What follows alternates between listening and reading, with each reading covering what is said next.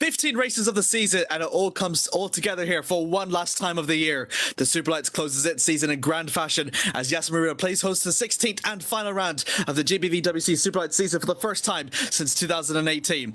The championship in the drivers is already confirmed all the way back in Singapore as Jose Soriano with a well-deserved championship win, 65 points adrift to second place. But there's still battles yet still to be played. And on the team side of things, Netrix haven't yet secured their championships. 23 points adrift between themselves and True North to determine who will secure the team's crown this season, with down behind it's Brem, GP and Optimal 3 points adrift to fight who will secure third place in the team's championship as well.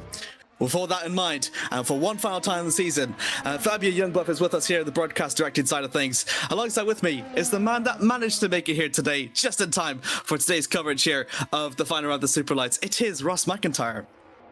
Hello, Amir. Yeah, just about made it. The traffic from Thruxton wasn't being very kind to me this evening, and I was almost spared the pain of having to sit through Superlights at Abu Dhabi. But no, I'm still here. But we are just in time for qualifying. Thank you for the wonderful introduction. As you said, yes, Teams Championship still very, very close. Of course, that battle for the Constructors' title between Netrex and True North. 23-point advantage for Netrex at the moment, but in the battle for P3, it is very, very close. Only 3 points separating Brem GP from Optimal Esports. And that, I feel like, is a very good place to start tonight, because Brem GP have drafted in no one else other than Owen flipping McGorgy into their #1 car for tonight. Now, granted, he did say he just wanted to race Abu Dhabi because he likes it, because he's a weirdo. But that's a crazy pull. What a way to, make a statement saying, yeah, we're going for third in the championship and we're going to pull one of the best drivers in GPV in. Unbelievable. It's honestly just incredible how talented Owen McGorgy is, especially when you consider during practice he was about 3/10 clear from second place at Harry Smith. That's also showing a really good sign of form to really carry on through that Netrix one. Also with True North as well, with Jakob and Murno as well, also completing through the top 5 in practice. It's going to be an all-out dogfight here between Netrix and True North, but Owen McGorgy could be the spanner in the works between these two whenever they're trying to cement it where it all matters. So we need to keep eye on the British driver, but also to Oscar Sotera to see how he can fend well to catch up to his teammate here. We'll have to wait and see. We're going to be seeing our first banker laps being set, though, as McGorgy rounds the final corner and begins to push. Soriano's already crossed the line. He set the fastest first sector out of anybody on these first banker laps, a 17.940. Just made it to the end of that whopping long 1.5 kilometers straight, but we'll see where everybody else falls. As always, a private qualifying here in GPVWC. It's just about what you and the car can do. No assistance, no hindrance from anybody else out on track. McGorgy can only manage a 17.970 as Jose Soriano purple in the middle as well, of 34.0897. Looks to be the only driver in the 34s at the moment. So Soriano, your champion of this year, clearly looking to finish off the season on an absolute scorcher. Ooh. Of course, he gets very close to the wall there, it must be said. Wasn't quite able to win last time in Brazil. That went the way of hometown hero Lucas Murno. But as Soriano gets a big kick of oversteer on the run to the line, he'll go provisional pole for the time being. Let's see what anybody else can do, as he's already being toppled in the middle sector by Owen McGorgy. The rest of the lap time's coming in a minute.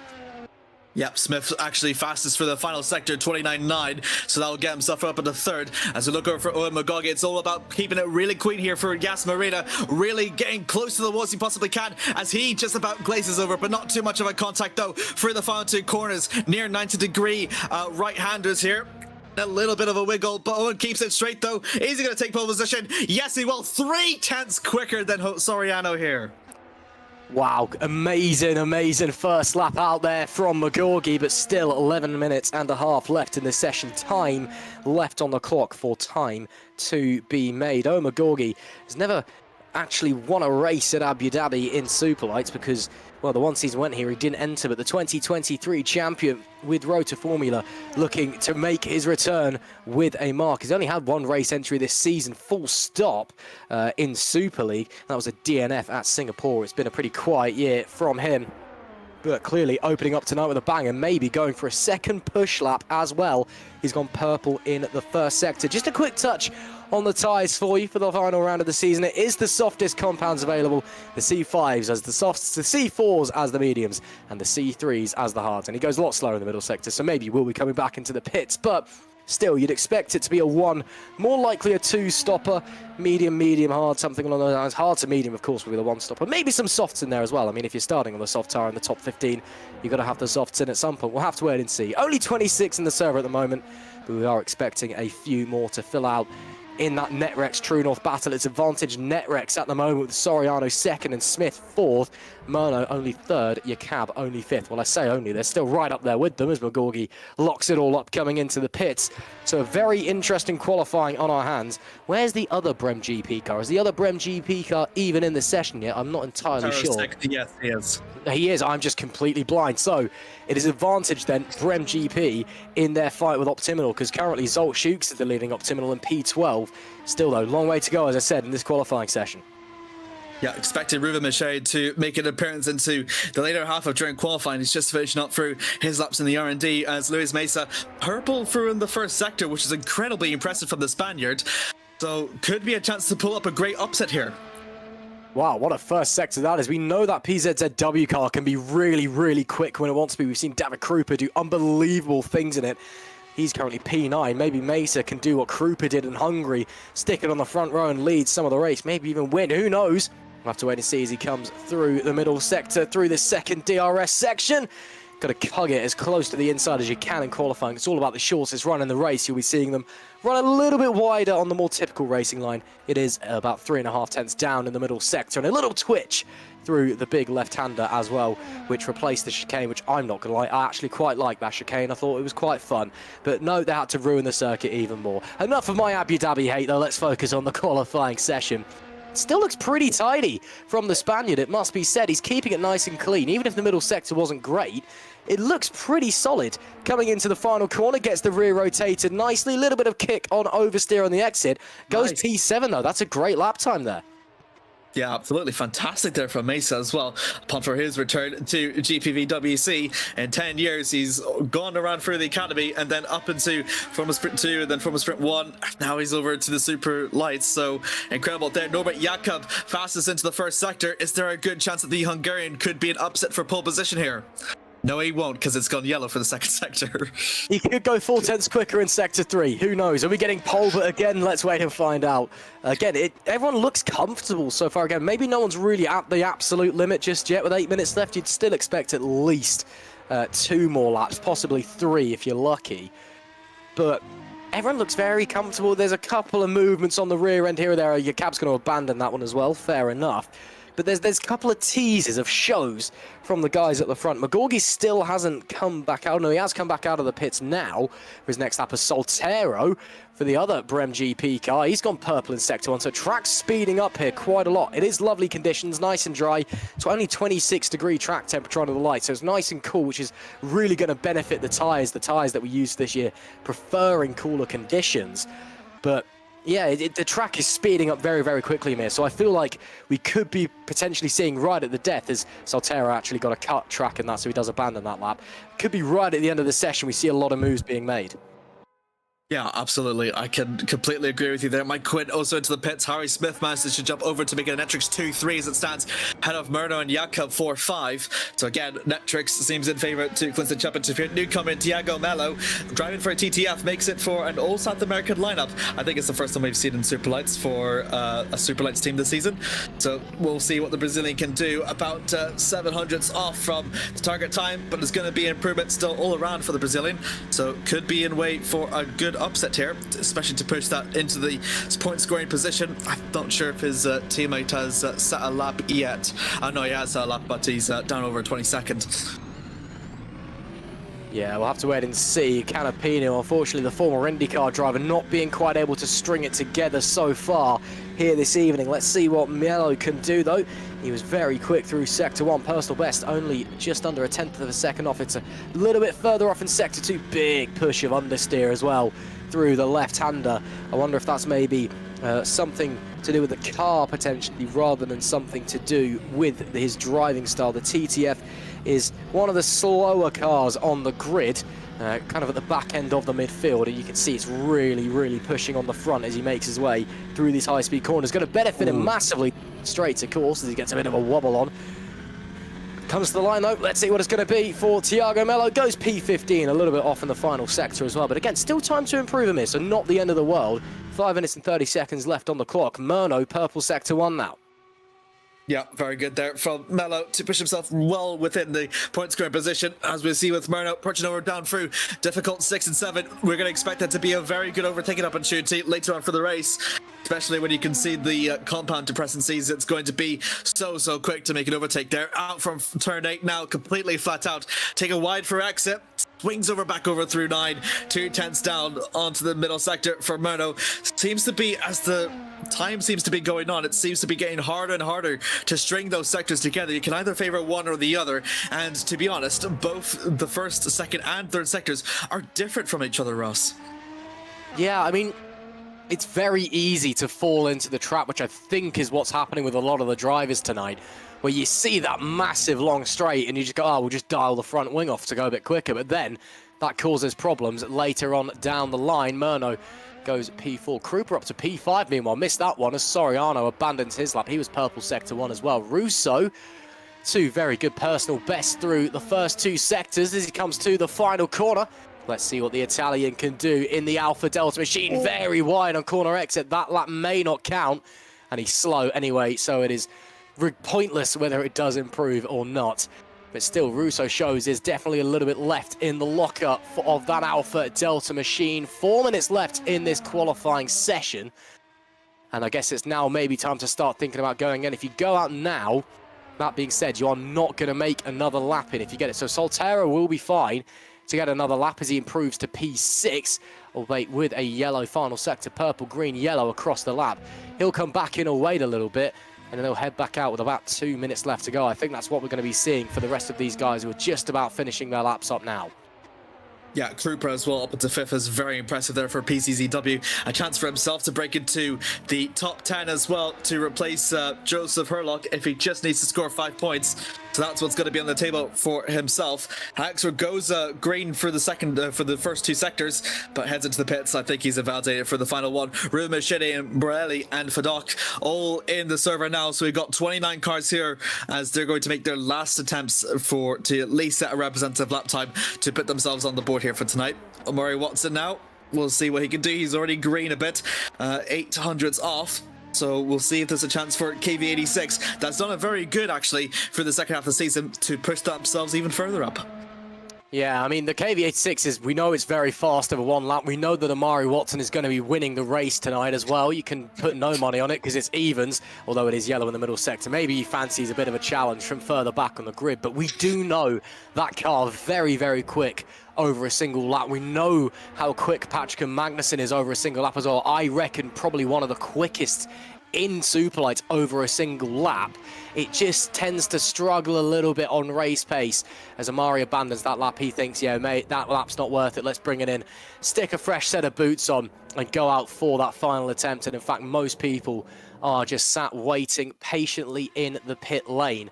As Machete, of course, he's gone out. He had to go out straight away. He's not going to get another lap in. As well, this is going to be his final lap. So we'll follow the German around in the Optimal. It's going to be one and done for Machete. It's not too bad through Sector 1. Let's see how he does through Sector 2. I mean, I say it looks all tidy down the straight, and on the brakes, it's a straight. It's not that difficult. And then tidy through the chicane as well. A little bit of a wobble on exit. I think just caught a bit too much curb on that right-hand side, but overall not too bad. And again, Machete, we know he's good. We know that the Optimal is a good car as well. You'd expect it to certainly be into the top 10, especially with his teammate in P10 as well. Not too far away in the middle sector. He's unlucky that because of the R&D test, he's only going to get the 1 lap in. He won't have time to go again unless he does 2 push laps, which may well be possible, but I'm not sure. With the softest tyres, that is the way to go as he gets right up to the wall there. Does leave a couple of inches, actually, so there is time left on the table for Machete as he gets all sorts of out of shape. Great car control around the final corner. Shortest run to the line goes P18. He's got to go again with 1 minute and 7 on the clock. Let's see if he can improve from that. Yeah, it's going to be really difficult because, again, it's really soft compound. It's going to be so easy to watch it fall off a cliff. Thiago Melo, meanwhile, has improved through the middle sector. Will it be enough to push himself up even further? Goes for the line. It won't be because it actually cost him 3 seconds, I believe that was, onto the lower third graphic. So, my goodness me, that must be a bit of a mistake and a half there from Melo as he just reaches up from 16. Quint unable to improve, so he'll be at best 17th as that will mark the end to the Lunark drivers. He's going to go again. He's going to go again. Oh, is he going to go again? He is going to go again. Oh, fair enough. Yeah, he was backing off. That was a messed up the middle sector and went for a cool final sector. That's a big first sector, though, from Harry Smith in the Netrex. Purple, again, we're seeing lots of purple opening sectors. Let's see if the Netrex is quick in the middle sector. It seems to be the best out of everyone, the best car so far. It's just that McGorgie's just built different, quite frankly. The former Superlights champion joining us again once again. Smith, let's follow him through the middle sector, though. Again, can't count his teammate out as well. Yeah, champion of this year, checkered flags waves. It is a little bit down through sector number 2. Tidy through the big left-hander, though. A little bit of understeer in the mid-corner, but nothing to be too concerned about. All looks very, very comfortable behind the wheel. Really smooth inputs as well. That is a man who is not worried about lap time, because even if he doesn't improve, he's certainly going to be within the top 5 at the very least. Comes through the final couple of corners. What does Harry Smith have in his locker? Misses the apex slightly through the final turn. Shortest run to the line. And does go second. Does pip his teammate by inches, quite frankly, out on the racetrack. Oh, McGorgie improves even better to go 4, nearly 5 tenths clear of Harry Smith. Jose Soriano did not improve on that last lap. Oh, McGorgie has shown up and schooled them all, because right now, Amir, nobody else is improving out there. No, absolutely not. Murno as well. Yellow for all the first 2 sectors, so he's going to probably be at best 4th for himself, but still a very good attempt. Norbert Jakob into the pit, so that means Grupa is going to split between the 2 Tree Norths as Murno actually does improve. What a monster of a final sector for Murno to get himself and jump Soriano. That's an amazing lap from the Brazilian winner last time out on home soil, and taking that energy, taking that home support here to Abu Dhabi, and pipping not only his team's rival, but his championship rival, the reigning champ, or the new champ of this year, should I say, Jose Soriano, to go into 3rd place. But that is it. Nobody else. Well, as I say that, actually, Lucas Murno's continued to push on anyway, even though it's done, and did set a purple first sector on his way round once again, or it said it did on my live timing. It's actually lied to me. He was 3 tenths off, apparently. But still, great final sector from the Brazilian to split the Netrexes and go P3. But it is the 2023 Champs Day. Owen McGorgie, by 0.5 tenth of a second, takes pole position. My God. So it's just slightly unnerving, that, isn't it?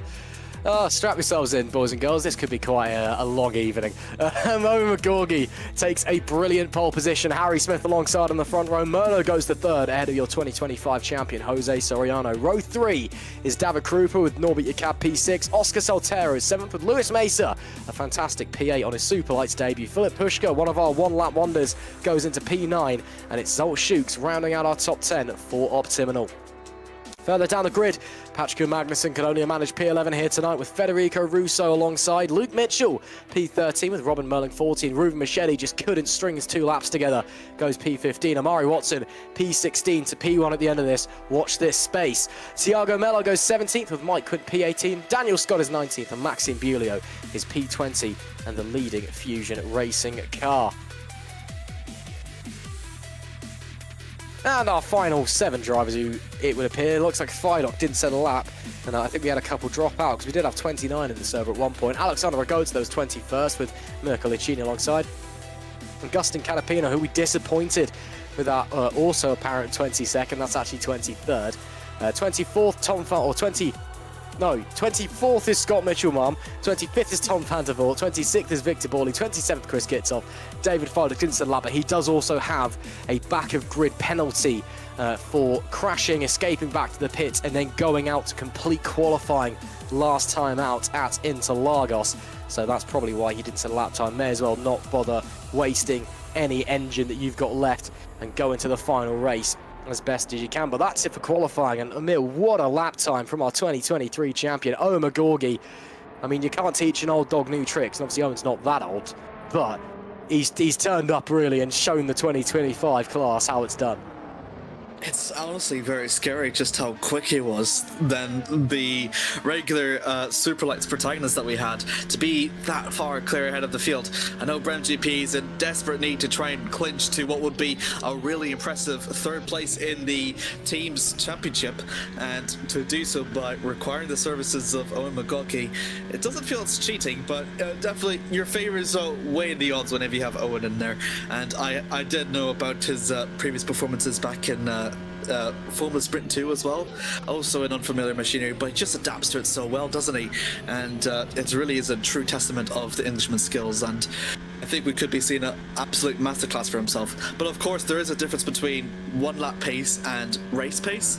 It's different whenever you're practicing for qualifying and when you're practicing for a full length 48 laps of racing, so there is a chance that Owen might slip down there, but still extraordinarily impressive. Yeah, I mean, anything can happen over the next 48 laps, which we'll get after this warm-up session, but it's a statement of intent from McGawkey, isn't it? Well, we've gone through all of our 15 teams, so we've actually got nothing really officially to talk about during this warm-up, but we'll run through the team's championship for you once again, and then I'll probably carry on complaining about Abu Dhabi, and then we'll somehow end up on how I failed to book darts for GPVWC Day, because I forgot, but I'm going to do it. I'm going to do it tomorrow. So, teams championship-wise, Netrex lead the way. They have a 23-point advantage ahead of True North Motorsport and appear to have a slight advantage in qualifying pace, at least heading into tonight. So True North need a great run of things and, well, a lot of luck as well, quite frankly, to be teams champions at the end of this evening. And in the battle for third place, very, very close, only 3 points separating Brem GP from Optiminal on 234 to 231, respectively.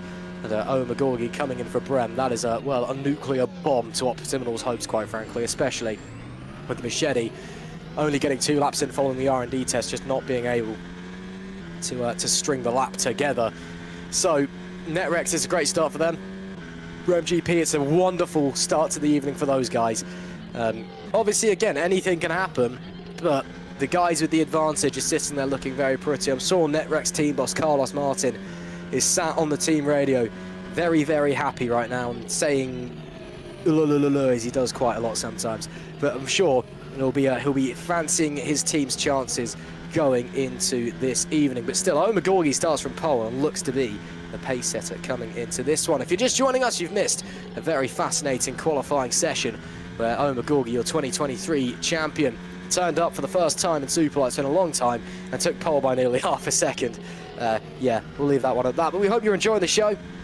And again, this is the final round of the 2025 GPVWC Superlights Championships. Thank God I'm almost free from these shackles. But yeah, no, this is set to be a very, very interesting race under the lights here at Abu Dhabi. If you fancy getting involved next season, make sure you go down to the description, click on the link for the Discord, head over to the GPVWC website to find out more, find out how you can pit yourself against some of the best in sim racing. And then, of course, well, apart from this year, we've got Race of Champions, which I don't even know if we've figured out what's going on there yet. And no one's listening to my idea of a figure 8 oval, which I'm very sad about. And then we've got GPVWC Day as well. That is quickly approaching. Of course, the actual main event next Saturday, when we'll be Merseyside / in Wigan for the karting and the actual presentation. But of course, some of us there Friday, some of us there Sunday, and I do need to book the darts and pool for the Friday night. I'm working on it. I'm sorry, I've been very busy. Amir, you're coming, aren't you? Yeah, I'm coming. I am coming, yeah. There you go. Amir's coming, so why don't you want to come if you're sat at home? There you go. You come and see the man, the myth, the legend himself, Amir Oates, and bask in his glory is all I got to say. Or Ross McIntyre, who's been honestly one of the best Superlights commentary, along with Carlos Martins. Well, Carlos will also be there, I think. He will be there. That's all of the Superlights crew, effectively. I'm not sure Fabian's coming, actually. Are you coming, Fabian? I'll take the silence as a no. Yeah. Well, if Fabian's there or not, we can still come and see the GPVWC Superlights crew, I suppose. Yeah, we'll all be there, and Carlos will be taking his go-karting very seriously, and we'll be annoyed if he doesn't win, but there'll probably be someone who turns up that's 5 foot tall, Jack Mayer, who turns up and wins it somehow. So, actually, Alex the Ho's also like 5 foot tall. He could be quite quick, actually. We'll wait and see. Yeah, karting at Three Sisters, though, that's going to be a good laugh. So come and check that one out on the Saturday, and of course, the actual presentation presentation will be at the Three Sisters circuit, just on the outskirts of Wigan, before we all head back and get up to whatever we're doing Saturday evening. Presumably, Stefan McCready will be taking us around on a tour of Liverpool, which involves many, many substances and beverages. And I'll, well, not substances, just beverages, substances, I meant. Obviously, not saying that Stefan McCready does anything else. But yeah, it's sure to be a very, very fun evening indeed, and a very, very fun day as well. So we will wait and see. Still a bit of time left in this qualifying warm-up session, so let's say 4 minutes left to go.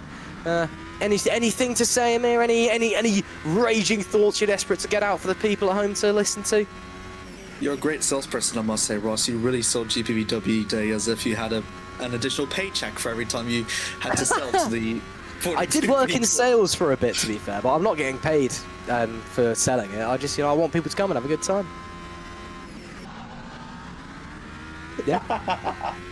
That's all I'll say. That's all I'll say. The new Billy Mays, ladies and gentlemen. The English Billy Mays. I'll say that for sure. Well, so what's the guy from the Sillet Bang adverts? I'm just him, basically. Barry Scott. Oh, what's his name? Barry Scott, that's the one. I'm basically Barry Scott. Well, who are we on board with? They've just absolutely smashed it into the wall. One of the PZZW drivers has just ripped off their entire right front and presumably their right leg as well. Well, hope they're okay. But it's not Stefan Rolt. That's in place for the Super League race on Thursday. But yeah, so it should be a very fun event at GPVWC. And then, of course, we still do have GPV things on. We've got the Race of Champions, which, again, still needs to be organised. If anyone who is organising that listens to me, again, do the Race of Champions, then do an oval race. It will be great. Have it open qualification, get 40 cars on an oval, send them round. It will be a right laugh. Yeah, I mean, they're not going to listen to me anyway, but my point still stands. Do an oval race, please. But yeah, still, lining up for the race tonight. Oh, sorry, do you have to say something, Amir? I will say 3 words. Kenton County Fairgrounds. Oh, yes.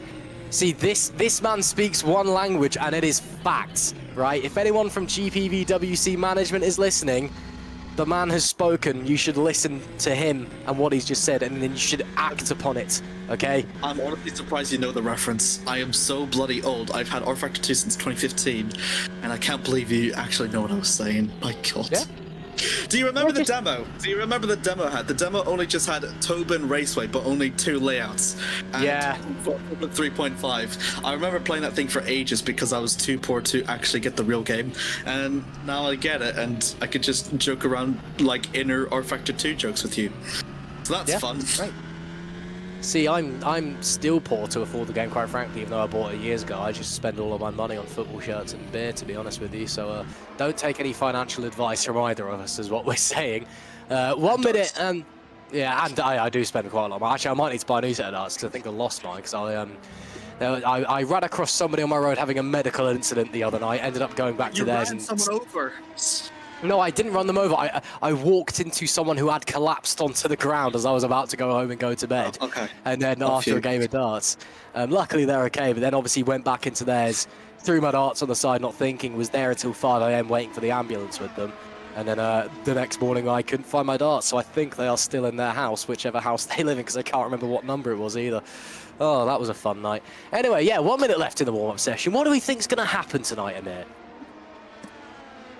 Congratulations to Omagagi for winning the Abu Dhabi Grand Prix. Hats off to you. I mean, nah. Yeah. Okay, in all seriousness, it's hard. It's hard to guess because, again, Owen Magogi is extremely fast. Again, we don't know what his race pace is like. It's completely different than quali pace. So if there is a chance that he didn't practice all that much, then I think the people down behind have a very good chance. Harry Smith, might I say, has done really, really impressive. And he is yet to win a race, actually, throughout this entire season. So I think a good way to Netrix to clinch the crown would be for Harry Smith to have his well-deserved race win, because he's been, ever since Hungary when he got his podium, he's been so close, but just a bit too far. And this honestly seems to be one of the few chances where he's actually seems to be on par, dare I say, even exceeding Jose Soriano's performances here. So there is a good chance I think the Englishman could really impress all of us. And of course, you've got Murno and Jakob that both similar pace, but I think Murno just has the bit of the edge than Jakob does. So I think Murno will do his best to carry True North on its own, and just hopes that Norbert Jakob can make as many places as he can and start to just follow him along, because I think that's what's going to ultimately determine between Netrix and True North. Is just, if you have two cars together in Abu Dhabi, then you are already so well prepared. And I think the fact True North is a bit split and Netrix is only about a car split but not as much as True North means that again Netrix has the advantage. To be fair, we do know just how good the True North cars are at working together. It is really a team effort from Carter McColeman's Canadian squad. And of course, they were himself and Carlos Martimer sending each other, a whole best of luck, may the best team win. And then obviously Carter McColeman found out that Brem GP had drafted an Owen McGorgy just to make his life even worse. But the True North guys on paper, when it comes to working together and fighting, I would argue, is the better pairing. But again, Netrex have that 23-point advantage. They've got the 2025 champ in Jose Soriano. Harry Smith, who's doing a great job tonight, has been very unlucky this season. One of the most consistent drivers. He's constantly been in the points outside of 2 DNFs. And he's only ever had the one podium at Hungary. And it's just, it's one of those things that's like, even when he got it, it was like, how on earth is that your first podium this season? It was so unjustified and so undeserved. You feel like he should have been on the podium and taking race wins from the get-go, but that's just how the cookie crumbles. It's how Superlights works. Sometimes the racing gods just don't take a shine to you, so we'll have to wait and see. Of course, we'll keep a very close eye on the Brem and Optiminal battle as well, but it's very much advantage Brem with Ruven Machete down where he is after missing most of qualifying for the test, the R&D test. So we'll wait and see. It still should be a very fascinating race, even if Owen McGorgy does just vanish up the front, which, well, if his one lap pace is anything to go off of, he very well may do. So we shall wait and see. But warm-up is done and dusted. It's almost time for the final GPVWC Superlights race of the season. And I hope you're all excited, because I am as excited as I can be for a race at Abu Dhabi. Again, I will be very honest with how much I dislike this racetrack for a variety of reasons. It is not one for me. And oh yeah, I know that they upgraded it so it's faster and it's got less chicanes. I liked the chicanes. It gave overtaking opportunities, all right? Again, I don't drive very much, so that's probably why I don't like the new version either, because everyone who drives it says they like it more. I'm going to shut up and stop ranting. Amir, say something nice about Abu Dhabi. The hotel's cheap this year because it's not in the Grand Prix, so get yourself I did the calculations for FS2. I was like, what, £600 for a night if you want to do a Super Lights race today. It's £600 for the one in Super League. It's also the same price as well. So get your tickets now if you want to watch fictional racing and just pretend, oh look, there goes Owen McGorgy underneath me. Yeah, and to be fair, you could always go to Ferrari World as well. They've got a cool roller coaster, I've been told. Or we confirmed with Alex in FS2 Top World, because Top Esports would definitely be the team that would most likely have their own theme park. Yeah, no, that's actually bang on. Sorry to the TOP team, but that is absolutely 100% correct, isn't it? Let's be quite frank here. Off to Top World we go afterwards then. Again, this is a dry country. We can't go out drinking. So it's we're off to the TOP roller coaster for a fun time for our post-season antics, I suppose. But yeah, we are hopefully getting going with our race in just a few short moments. Again, expecting probably a two-stopper from those starting on the softs in the top 15. Those behind may well try and get away with a one-stopper from the hards to the mediums or vice versa. But we shall wait and see.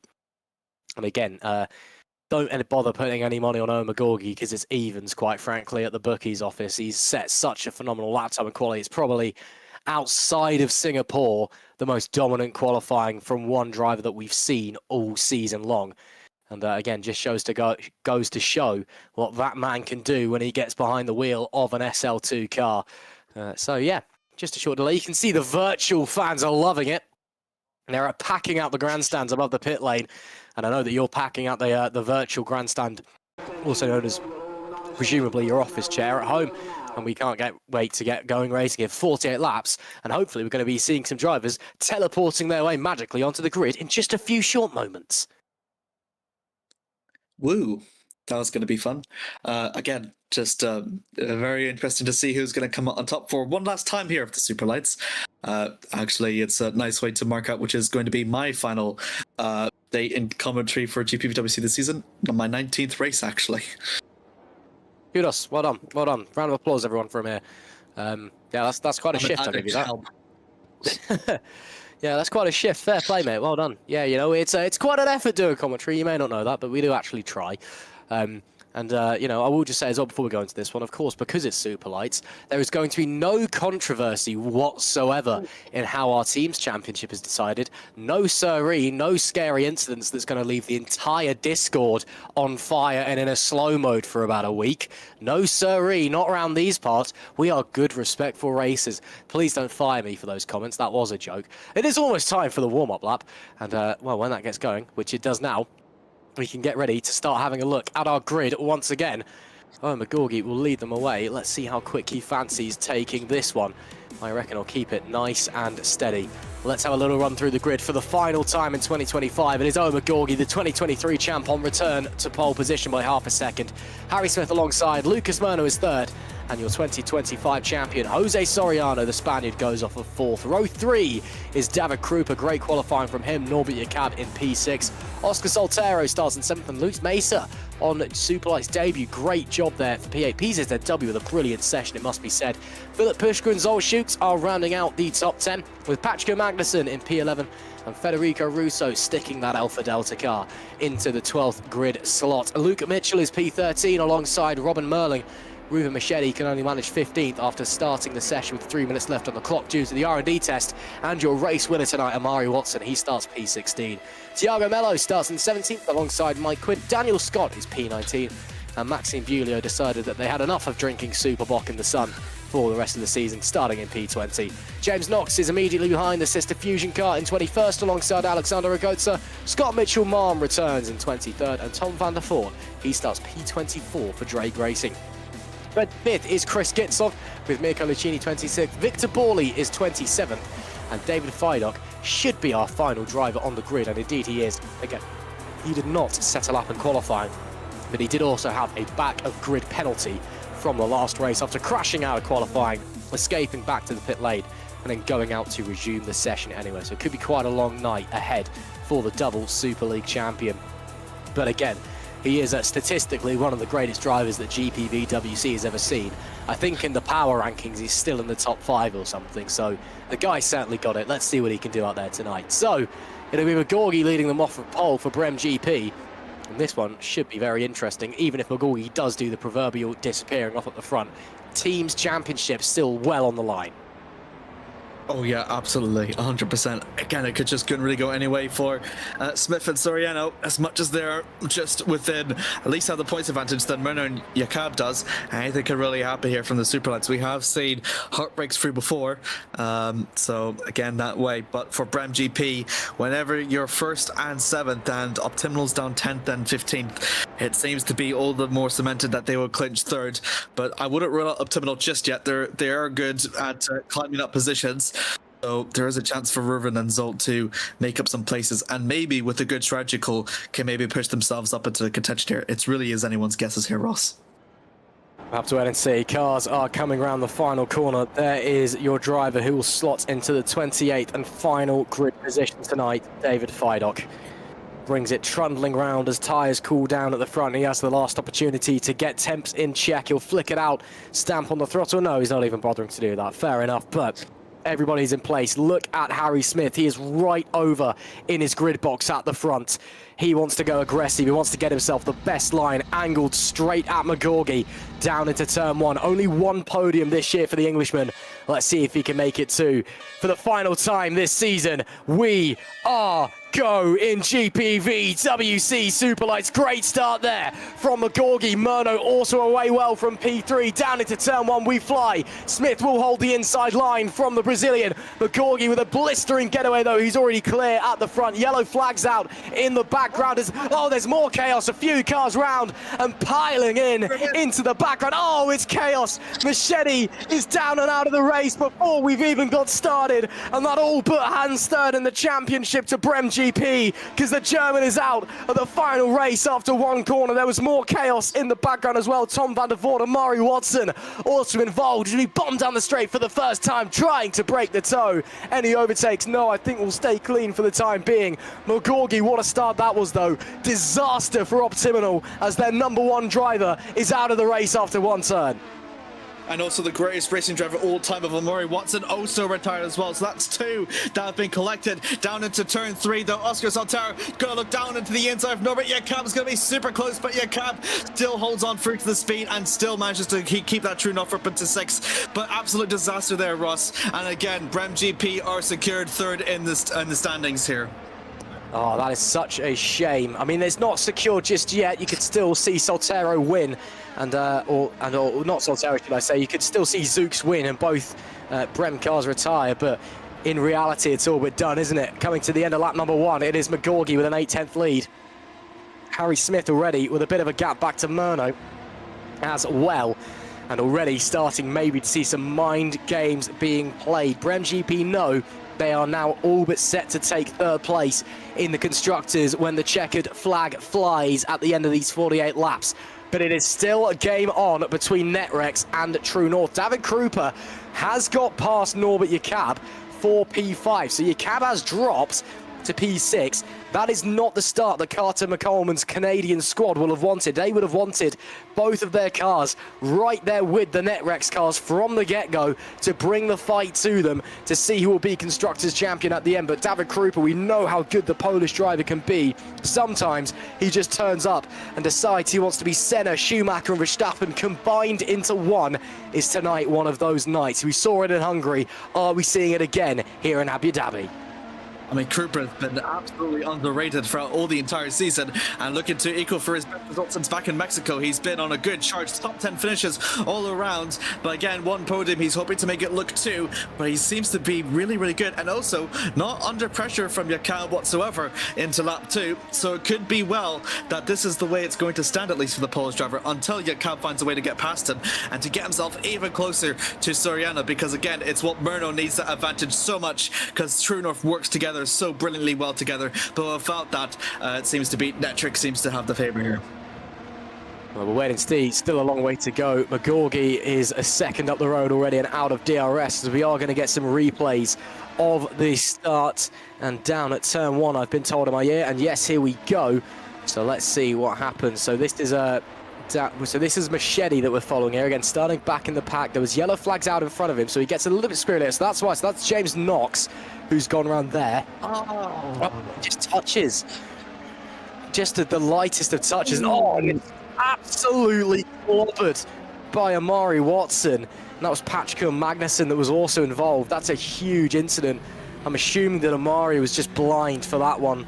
Let's see what happens. So it is Amari that he touches even. So he touches Amari, comes back around, and then so someone smashed Lucchini.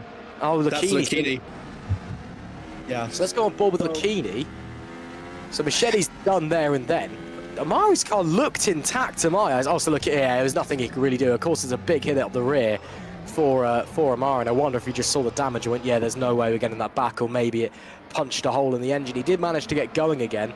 And then, yeah, he pulls off to the side of the road. I'm going to do something I've never done before. I'm going to call a moment's silence out of mourning for Amir Watson's race. Well, what a shame that is for Amir Watson. We'll move on anyway. It was a moment, not a minute. Get it right. Let's follow Chris Gitsov. So that's James Knox going for a spin just in front. Gitsov... Oh, no, it wasn't James Knox. It was somebody else, we're being told. And so Gitsov gets a top. So that was someone else in the wall as well behind them. One down in the background, I think that might have been. Yeah. I'm not quite sure. Yeah, so Lucchini is now out of the race as well. Gitsov is continuing on. Yeah, so it was Van der Voort, and so it was Bulio was the Fusion car that went around, not James Knox. And then Gitsov and Van der Voort also involved in that incident, and they're obviously a long way back now. Wow, that's not the way you want your season to end, is it? What a shame for those guys there. I mean, it's racing, it happens, but still, your heart has to go out for them. McGorgy, though, still leads. Harry Smith is back within DRS now. And that now maybe starting to get a bit of a DRS train forming. Again, the top guys all on soft tyres. Rigotta in P20 on the soft tyres as well. everybody else in the, well, Mike Quince moved up 2 places, but everyone else that started in the top 15 anyway, and is still in the race, they're all on mediums or hards. So there is a clear split in strategy here. I'm wondering maybe if McGorgy's backing the pace off just a little bit to save some tyres, try and stretch this one out, because he's clearly not that worried about breaking the DRS, because he is out of it, then he's in it, then he's out of it, but he's not streaking off into the distance. And whether that's Smith is pushing like a madman, or McGorgy, who takes a very liberal view on track limits there, that's fine. It was discussed in the pre-race documents. You can run onto the curbs here at Abu Dhabi. Yeah, he's clearly not too concerned about disappearing off into the distance, or he is now back out of DRS range, so maybe I'll be proven wrong here on lap 5, but again, it's not the vanish out the front straight away that we maybe thought was going to happen, Amir. No, he's doing it really staggeredly. He's pushing it in through and then out and then back in and then out as Van der Voort goes for a spin once again onto the, I think that is the first sector for the first corner actually. So that's unfortunate there for the Dutchman. But again, McGorgy just staggered, not really pushing off as much as he can. I think given that he's on the soft tires, it's a really good call for the Englishman to do that sort of thing, because that way, if you run away with it, then you're just going to risk pitting in early. But I think McGorgy really wants to stay out for the long run, but also doesn't want to give Harry Smith the DRS. So I think what we're seeing for a moment is extremely smart. Yeah, I think I'll agree with you on that one. Just taking his time. There's no point rushing early doors. He himself isn't fighting for anything other than personal glory. The team have already got one hand on 3rd place in the Constructors' Championship, and the other is very much reaching for that bronze trophy. So we'll wait and see. David Krupa is still doing a spectacular job in 5th place. Your cab just isn't quite able to keep pace with the Polish driver as it currently stands. Let's see if that changes. Again, it's still early doors though. Again, when you're in these trains, it does actually save you tyres. It's a quirk of the tyre model for this year in GPVWC and SL1 and SL2. It is actually beneficial, counter to what you'd expect, to stay in the train, stay behind the car in front. Yes, you have the dirty air, but it does actually save you rubber, which is why we have had quite a lot of races this year where you do get this DRS train, but no one's really willing to make a move because they're happy to stay there and let tyres save. McGorgy now up to 1.5 ahead of Harry Smith at the end of the big long back straight. Krupa thought about having a move there, decided against it. Maybe into the second DRS zone, maybe he fancies a bit of push to pass, maybe he's a little bit too far back. I think the latter is probably true in this scenario, although Murno up in front is starting to close in on Harry Smith. I wonder if the Brazilian is thinking about pulling the trigger soon. Yeah, I think so as well. I think the fact that he's within a Netrix train means that, and with Jakob, I think nowhere in sight to assist Murno, he really has to take matters into his own hands. I think having been ahead of 2 Netrix cars is really going to help for his case as Soriano goes a bit sideways on exit. That will allow him to relieve a bit of pressure out from Murno, and Krupa might have a good chance to make an attack if he ever so wishes in the next few laps. But yeah, for the Brazilian, I can't really blame him to make an attack on Harry Smith soon, as the gap between Smith and McGorgy pushes over to 1.6 seconds. So McGorgy again really controlling the pace and pulling away. Yeah, he is starting to just drip that gap out, extend it corner by corner, lap after lap, and now is well clear of that train. He's got that advantage, but again, now that he's clear, does he then shut the race down a bit, go back to tyre saving? Or does the Englishman push onwards? We'll wait and see. DRS wide open for all of the cars in this train. You can see the gap there visually. Actually, that's a back marker. There's McGorgy. That's one of the cars. I believe that was Tom van der Voort we just saw that was caught up in that lap 1 incident. Again, 3 cars out after turns 1 and 2. We have unfortunately lost Reuven Machete, the German. Unlucky. We also lost Amari Watson and Mirko Licini, who didn't really have anywhere to go, as Murno's going to go the long way round. Doesn't get it committed, doesn't get it confirmed just yet, but it's brave if he does. That is brilliant from the Brazilian. Lucas Murno slides up to 2nd place around the outside at the big left-hander. Fantastic move by Murno. Really needed to commit over to 9, and as well for the Brazilian, he needed to make it short as well to prolong those tires that he's doing, and he did so to perfection. So fantastic there from Lucas. Harry Smith down over to 3rd, so it's not quite over yet for the Englishman. If he wishes to, he can tire save and then look for attack later on, but you can maybe see with Murno, he's going to try and bridge the gap between himself and McGorgy. That's going to be his prime goal for now. Well, again, it's advantage Networks because they don't really have to fight that hard to keep their hand on the Constructors' Trophy come the end, because they've got a 23-point advantage. They have to be outscored big time by True North in this race, which is why maybe Lucas Murno is willing to get a shift on. He's probably got the team radio in the air going, come on, we need to get a move on now. It's lap 8 of 48. I know it's early, but time's ticking. These points really matter to us. Netrex, they can just sit there, run a very low-key race. As long as they bring home enough points, they will be champions, regardless of what True North do at the end of the season. So we'll keep our eyes on it. Let's see if there's maybe a counter move from Harry Smith. Jose Soriano, your champion of 2025, looks pretty happy being sat there and following his teammate, although a little look to the outside there, coming to the left-hander. Not sure if that was an attempt at a move or maybe just trying to cool the engine down a little bit. I'd assume maybe the former, just trying to see what it can do. Get a bit more air on the front wing as well. Get that little extra bite from the front end downforce to get you pitched in to the corner. It is quite fast. That cambered 180-degree left-hander there. And it's a big old sweeper as well. Takes a lot of commitment. You've got to be right on the limit of grip.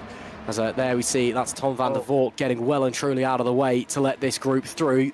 Finally gets the blue flags and puts himself a lap down. What a shame for the Drake Racing driver. His teammate, though, still in P9. Yeah, Norbert Jakab's in. Norbert Jakab comes into the pits. Wow. Seems really early to make a pit stop, actually. I wonder if they're going for a 3-stopper here, because we said 2 stops is the best way to go. But if it's grading that much that they feel the need to pit, I wonder how this might fare for the rest of the drivers here. But Lucas Murno, though, is within a second of McGoggy now because of the traffic. Yeah, Murno's turned up the pace. The traffic's got in the way of McGorgy and held him up a little bit. And yeah, it looks like it's going to be another set of softs for Jakab. So he is definitely going to go on, at very least, a 2-stopper. He might be able to squeeze these softs out a little bit and then go hards to the end of the race. In fact, that'll be probably quite doable. 20 laps on the hards if he's gone 9 laps on a set of softs. As Malerno now thinking about going for the lead, and suddenly this race is wide open. McGorgy was controlling the pace from the front. Now the Brazilian, the race winner last time out, wants to end his season back-to-back. He knows that the team's championship is on the line. He knows he needs to give us all to get True North that Constructors' Trophy at the end of this race, and he fancies doing it with a win as well. Let's see what Murno's got in his locker across the rest of this first stint. Oh, coming into the pits! Yeah, he's doing the same stuff as Norbert Jakab is doing. So that means Murno, Smith, Soriano, and Soltero staying out. Is everyone going to do a 3-stop, do you think? Or are they still going to stick to 2? This is going to be interesting because we're not quite sure. Soltero is also in behind. Wow, they're stopping a lot earlier than we thought they were going to, so maybe the soft tyre just not lasting as what they're doing. Double stack as well from the Brem guys. It's a mediums for Soltero. Looks like it'll be a set of softs, or yeah, so it's mediums for Soltero. It's a set of softs for McGorgy, who has just been jumped by Jakab as well. So the undercut has worked there for the True North driver, and maybe just the tyre wear is a bit more aggressive than we were expecting. Maybe it is time to come into the pits already. We thought they'd go at least another 3 or 4 laps, and maybe Jakab's gone, no, let's come in early, let's get this undercut out the way, get into the net lead of the race. We can deal with the issue later down the line. Is Lucas Murno going to be under attack from the Netrex boys behind? Not quite yet. David Krupa also still with this lead group. Yellow flag briefly in Sector 2, goes as quickly as it came, and suddenly this race, just a little bit of spice being injected into the dish. I think if there's going to be different strategies as well, it's going to make determining who's going to be in the lead of the race all the more difficult for us commentators, because it's often quite hard to guess to see who will come out on top in situations like this. But again, Krupa has actually let go of the throttle and is going to head into the pits, following through with McGoggy and Jakab. So I think we're going to see Krupa be jumped over as McGoggy just made an overtake to take provisional lead as it stands for that strategy, as Jakab's dropping. Yeah, he's been held up with by Victor Borley by the looks of things. They may have had a coming together as well, in fact, because Borley's dropped about 3 seconds, and there was a yellow flag out. So I wondered if Jakab and Borley had a little clash out on the racetrack, because now McGorgy has a very big advantage ahead of the Hungarian. As, yeah, let's get a replay here. What's happened? I'm assuming, yeah, this is Norbert Jakab. So coming up to the back of Victor Borley, we see here. Into the right-hander. Is it a misreading? Is it a coming together? Oh, he gets touched! Wow! Wow! Oh dear, oh McGorgy. Oh, they were side by side. Oh no, oh dear. Oh, coming for 12 is so difficult, and McCoggy just spun off on the curb. I wonder if there's damage between both of them from that contact, I wonder. Oh, hello. So somebody... And that was Borelli in the background, so that's the one we thought they had it coming together. So, and Harry Smith's just made the overtake for the lead. Yeah, here goes Harry Smith. Yeah, he's up the inside, gets it done with the DRS, nice and easy for the Englishman.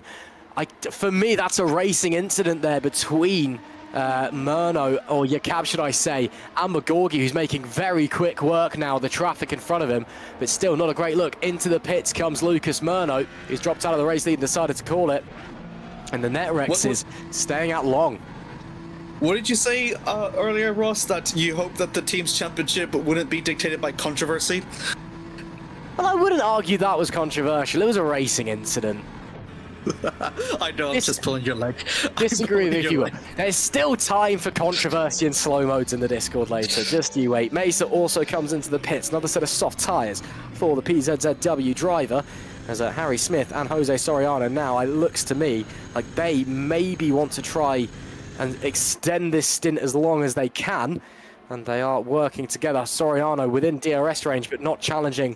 And again, with the team's championship on the line, I do wonder if there's maybe a gentleman's agreement between the pair of them, aka the team's told them, do not race, because if you crash into each other, you will both be violently executed against the wall.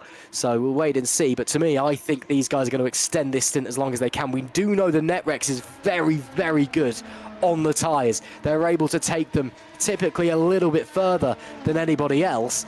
But Smith and Soriano also both very good on the tyres themselves, so they do have that advantage strategy-wise. If it keeps them out of the pit lane for one extra stop, that could pay them dividends out on the racetrack. Philip Pushka, meanwhile, and Harris P third amongst all the pit stop chaos. McGorgy's up to 9th. Murno, Jakab, I think, does have damage. Into the pits now comes Soriano, so Smith staying out a lap longer. Jakab, I think, does have damage because he's led his teammate through. Krupa's got through far as well. So yeah, yellow flag sector 3. Soltero drops a place with Borley and drops a bit of time as well. Still yellow flag out in sector 3. Now Borley drops a long way. Is it chaos? And Soriano has got no front wing. No, that's Borley. Never mind. I got really excited. So Victor's... I saw the graphic. I got excited. Everybody take a breath. Soriano's coming out of the pit to start front wing. McGorgy and Soltero both dropped down. So actually, Soltero's in the back of McGorgy, and Soriano exits out through, just about jumps over Norbert Jakab. But Jakab with a bit of the slipstream going over down through turn 5. Is he going to make the move? Yes, he will. Down into the inside. And that will make it stick for now on the exit, though. A little bit of a worse exit, though, for himself. Soriano tries to make use of the slipstream. Chaos all the way up ahead. Yeah, this is going to get absolutely spicy, isn't it?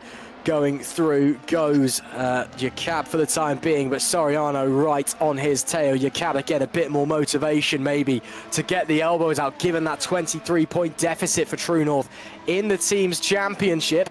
We shall wait and see. Soriano darts to the inside, decides against it. That I don't think was a fully committed attempt, maybe just trying to fill the mirrors of the Hungarian in front of him. So we shall wait and see if Soriano is going to be able to launch the gap again.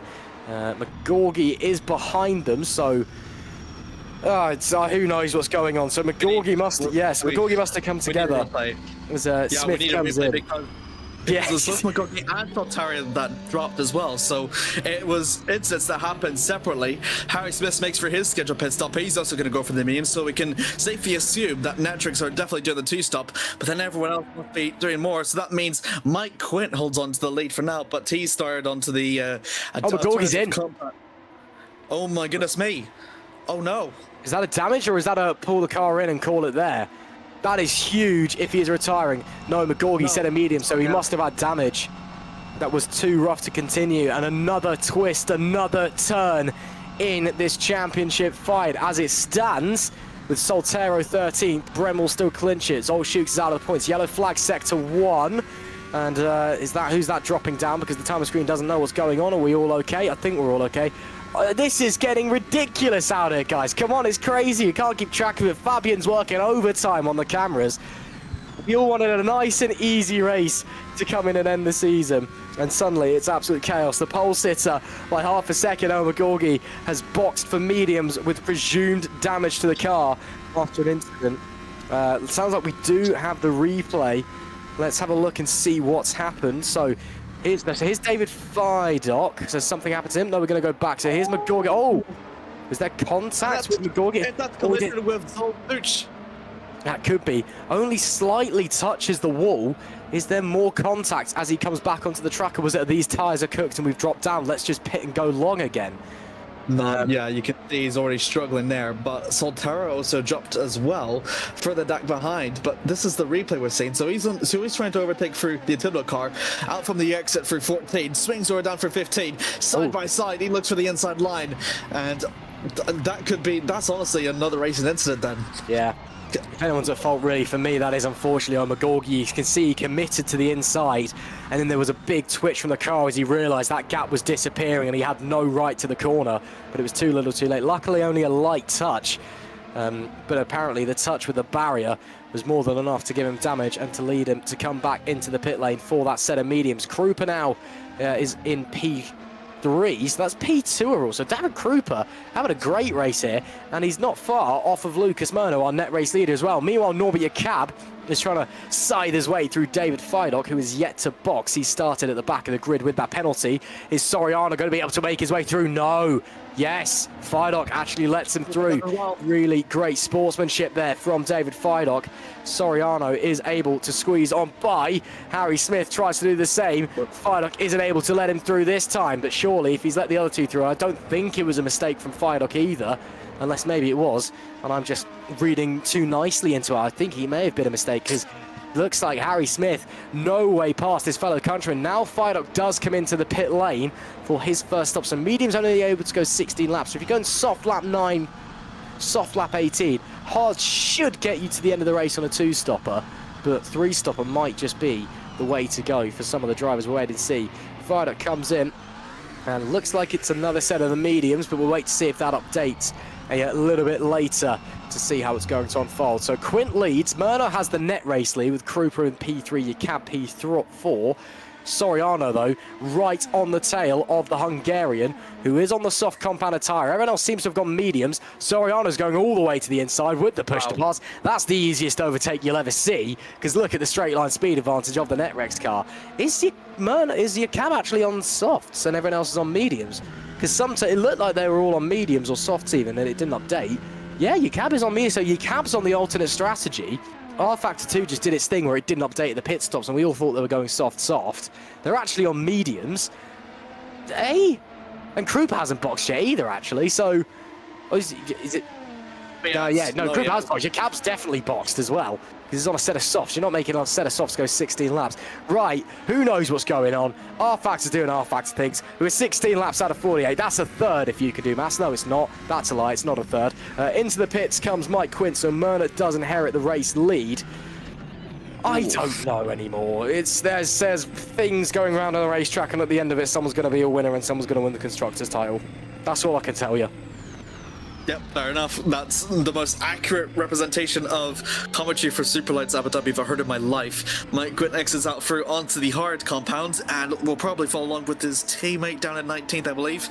As now seems to be quieted down just a little bit, though. Murno holds on to the lead after the first pit stop of Krupa second, Soriano third, Norbert Jakab fourth, and Harry Smith fifth. Oscar Salterra and McGoggy both involved in incidents, down over at 7th and 20th respectively.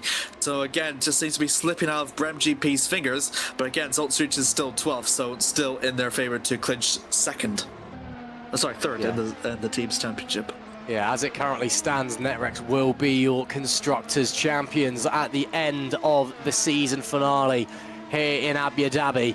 But there's still a long way to go, still time for things to change, and still times for moves to happen as Harry Smith is going wheel to wheel around the outside. He tries an orbit your cab, will have the inside maybe if he's committed enough. No, doesn't quite have it, so your cab holds on to that P4 position for the time being. on what will now be quite worn soft. He did 9 laps on it on the first stint, so he's probably not far away from coming into the pit lane for the Hungarian second stop. And that was the alternate strategy genius. Maybe True North maybe they know something we don't. But on the surface of it, I'm not immediately too sure. But again, there's a reason I'm in the commentary box. And, well, actually, I am a race engineer as well, but there's a reason that I get somebody else to do the strategy for me when I'm race engineering. So we'll wait and see. Big look to the inside there from Smith. The door is open. That is a very wide part of the racetrack. It is very inviting. Didn't quite work off, though, and does hurt his momentum down the straight. You will have the DRS, though. We'll have the push to pass. This should be, in theory, quite easy. Your cab goes to break the toe to vend the inside line. Still going to be side by side. Not anymore. Harry Smith up to 4th place. Nice move. No, he isn't. He got too wide over through 6, and this is going to allow for Jakab to apply the pressure. Coming through 7, through to 8, though, by I think Smith with just the better tyres would surely have the advantage over to 9, but Jakab is certainly going to try using with that slipstream now, holding on to the outside, coming for 9. This is going to be absolute where to his soft tyres. Swings right through Harry Smith, still holds on through to the inside line, and will surely keep on 4th to 4, holding on through to 4th as Jakab tries to look for a way, but to no avail. Coming over for 11. Good move there by Smith. Yeah, lovely stuff there from the Englishman. Your cab, though, those tyres are going to be screaming underneath him. Surely the Hungarian comes in to the pit lane very, very shortly. And as I say that, if by magic, like he hears me in his ear, whispering sweet nothings into the pit lane, comes the True North driver. Now, will it be another set of softs for the 3-stopper, or will he go hards? He should be able. No, he won't make the end of the race in the hards, will he? It's not lap 20 yet, is it? I'm being stupid. So he is. Yeah, it'll be a set of mediums and another mediums to the end of the race. I was sat thinking, oh, there's 20 laps left and we're going to be fine for him to make it the end. No, he's not. It is a set of mediums. Your cab will probably be back in for a set of probably mediums, actually, for the end of the race, for his final pit stop, unless he's able to stretch these out a fair distance. We'll wait and see. As Oscar Soltero, now the leading Brem GP driver this evening, and doing enough of a job as it stands to keep that team in P3 in the Constructors, and maybe thinking about having a go on the PZZW of Mesa. He will have the DRS, will have the push to pass, might be a little bit too far back though into the big left-hander. Let's wait and see. But yeah, I think he is going to be too far back. The closing speed is strong, but not quite enough on this occasion. Soltero will have to go again. Mesa's doing really well on his Superlights debut, I must say. So the fact that he's running into the top 5 and almost nearly matching through his teammate in Krupa just to be a bit within that threshold is honestly really fantastic there from the Spaniard. And Soltero makes it through an all-spade fight for P5 and a good chance to claim back for what he lost in the early stages of the pit strategy, as he's now currently the only Brem GP running into the top 10 now. Absolutely. Just had some information from Christian Vajda, the KV86 powerhouse team boss. Says that Patrick Magnusson racing with a brutal cold this evening and potentially an STI as well. I'm not so sure about that second one, but I know that racing with a cold isn't very fun. So Patrick is doing a great job as it stands in P11. Again, I was thinking it seemed like a little bit of an off night for the Icelandic driver, certainly in qualifying. We know how good he is over a single lap, but still racing with a brutal cold. Fair play, commitment, kudos to Magnusson. We'll continue onwards anyway. Does Soltero fancy a move from this far back? It would be Ricciardo-esque, but it's not going to happen on this occasion. Maybe saving it for the next DRS straight, which comes up now. He gets an okay-ish exit out of the chicane. But again, I think the Spaniard is going to be a little bit too far back on this occasion for a go on Mesa. Again, both the PZZW guys doing a Soltero. Oh, yeah, which Spaniard? They are both Spaniards. Okay, there's too many Spaniards in this bloody series. Oh, honestly, it's like a quarter of the field. It's like I'm not watching MotoGP. I'm watching GPVWC. Let's get some nationality difference in this place. Come on, guys. I don't hear you complaining about the English teams that we have in Superlights. I do. Well, I don't, mainly to annoy Carlos because he is Spanish. But you know, three, four, five, six English teams in this league. Yeah, but people pick and choose where they base their teams. It's how the GPV model works. So like half of them aren't run by English people. They just base them out of England because it makes sense from a geographic standpoint. So, you know, you got to factor in travel costs and things like that. Yeah, it's quite hard to base a team out of Monaco, isn't it? So, anyway, anyway, racing, yes, enough about me being xenophobic or something along those lines. All love to the Spanish drivers, of course. Yes, Altero wasn't close enough that time. Patrick Magnussen trying to chase down Robin Merling. The Germans doing a great job for Rookie Monsters at the moment.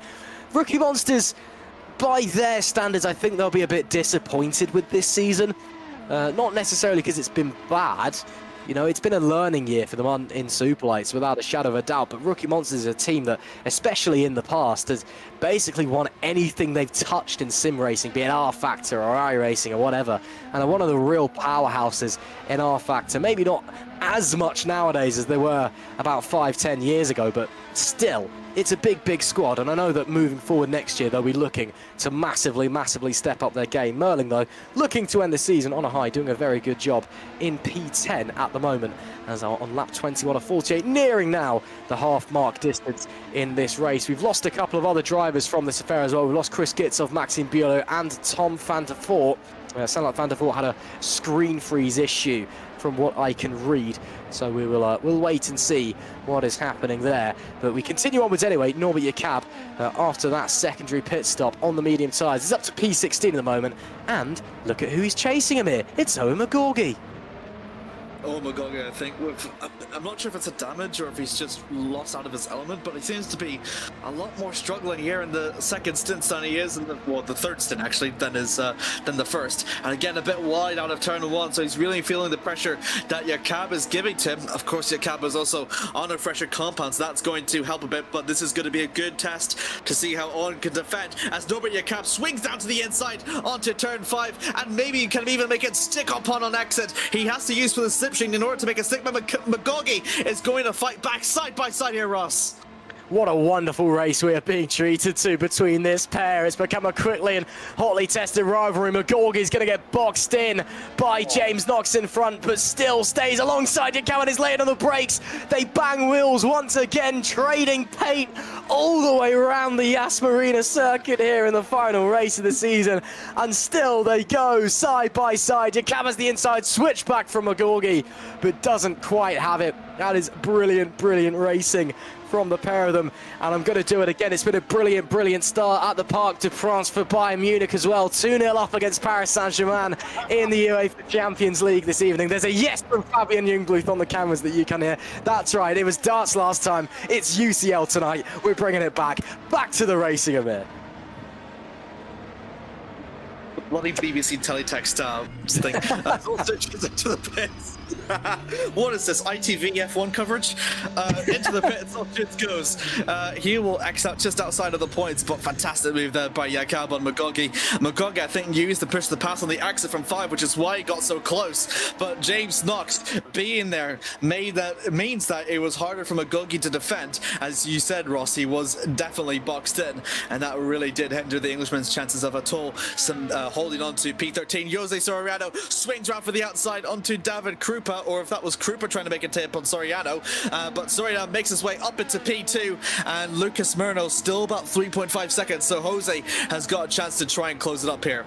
Oh my goodness. Oh my goodness me, is Jakab and McGorgy. What a ding-dong this is, still going, they're both through James Knox.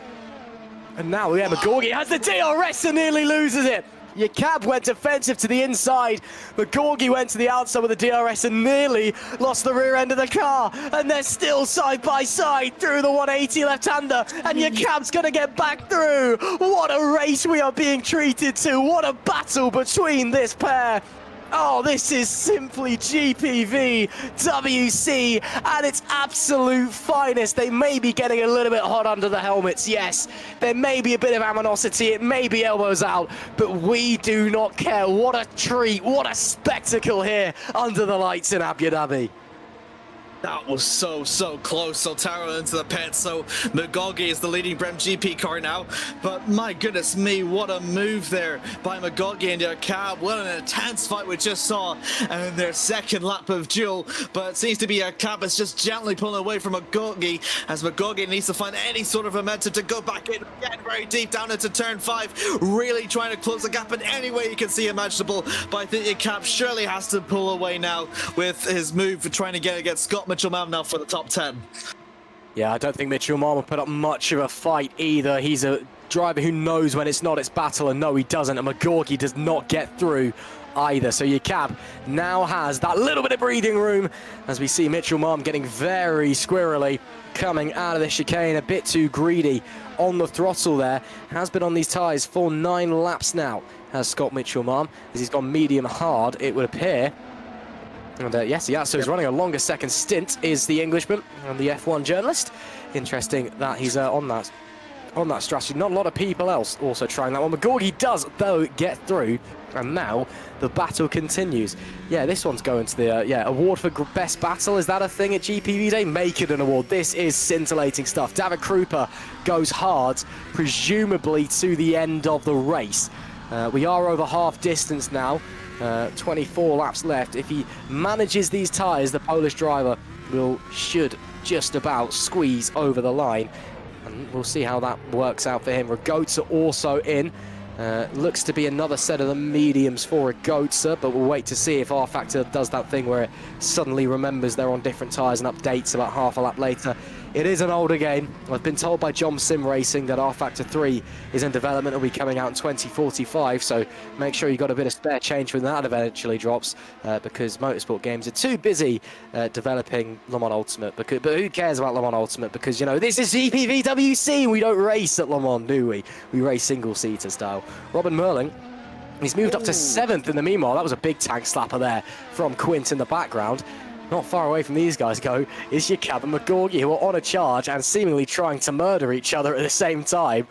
This is brilliant. Oh, that's a late lunge. That's a touch. And that is firing off into the runoff area. Mike Quint does well to keep it out of the Tech Pro. And he will continue onwards.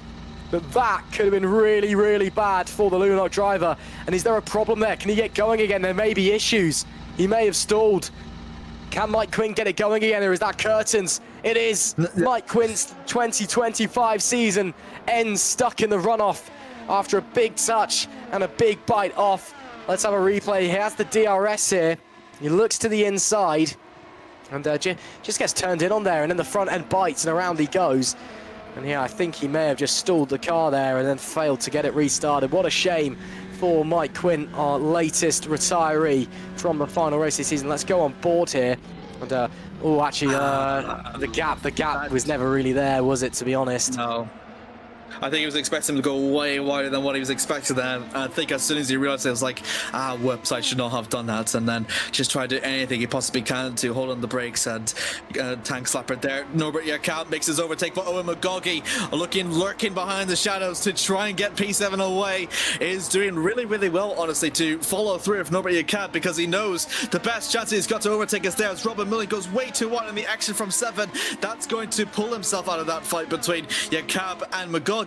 As further up ahead down to turn 9, the position still changes, still cements. Jakob 7th and McGorgy 8th. Yeah.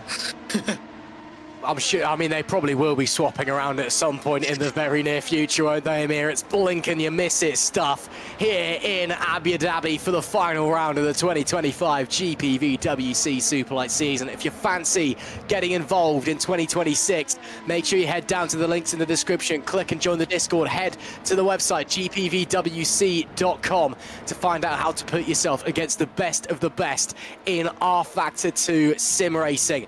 But we still race on regardless here. Somebody there in the pit lane, and that is Mesa for PZZW. He comes in, and with Krupa coming in, well, earlier ago for the hards, and still maintaining that P5 position he's been running so well.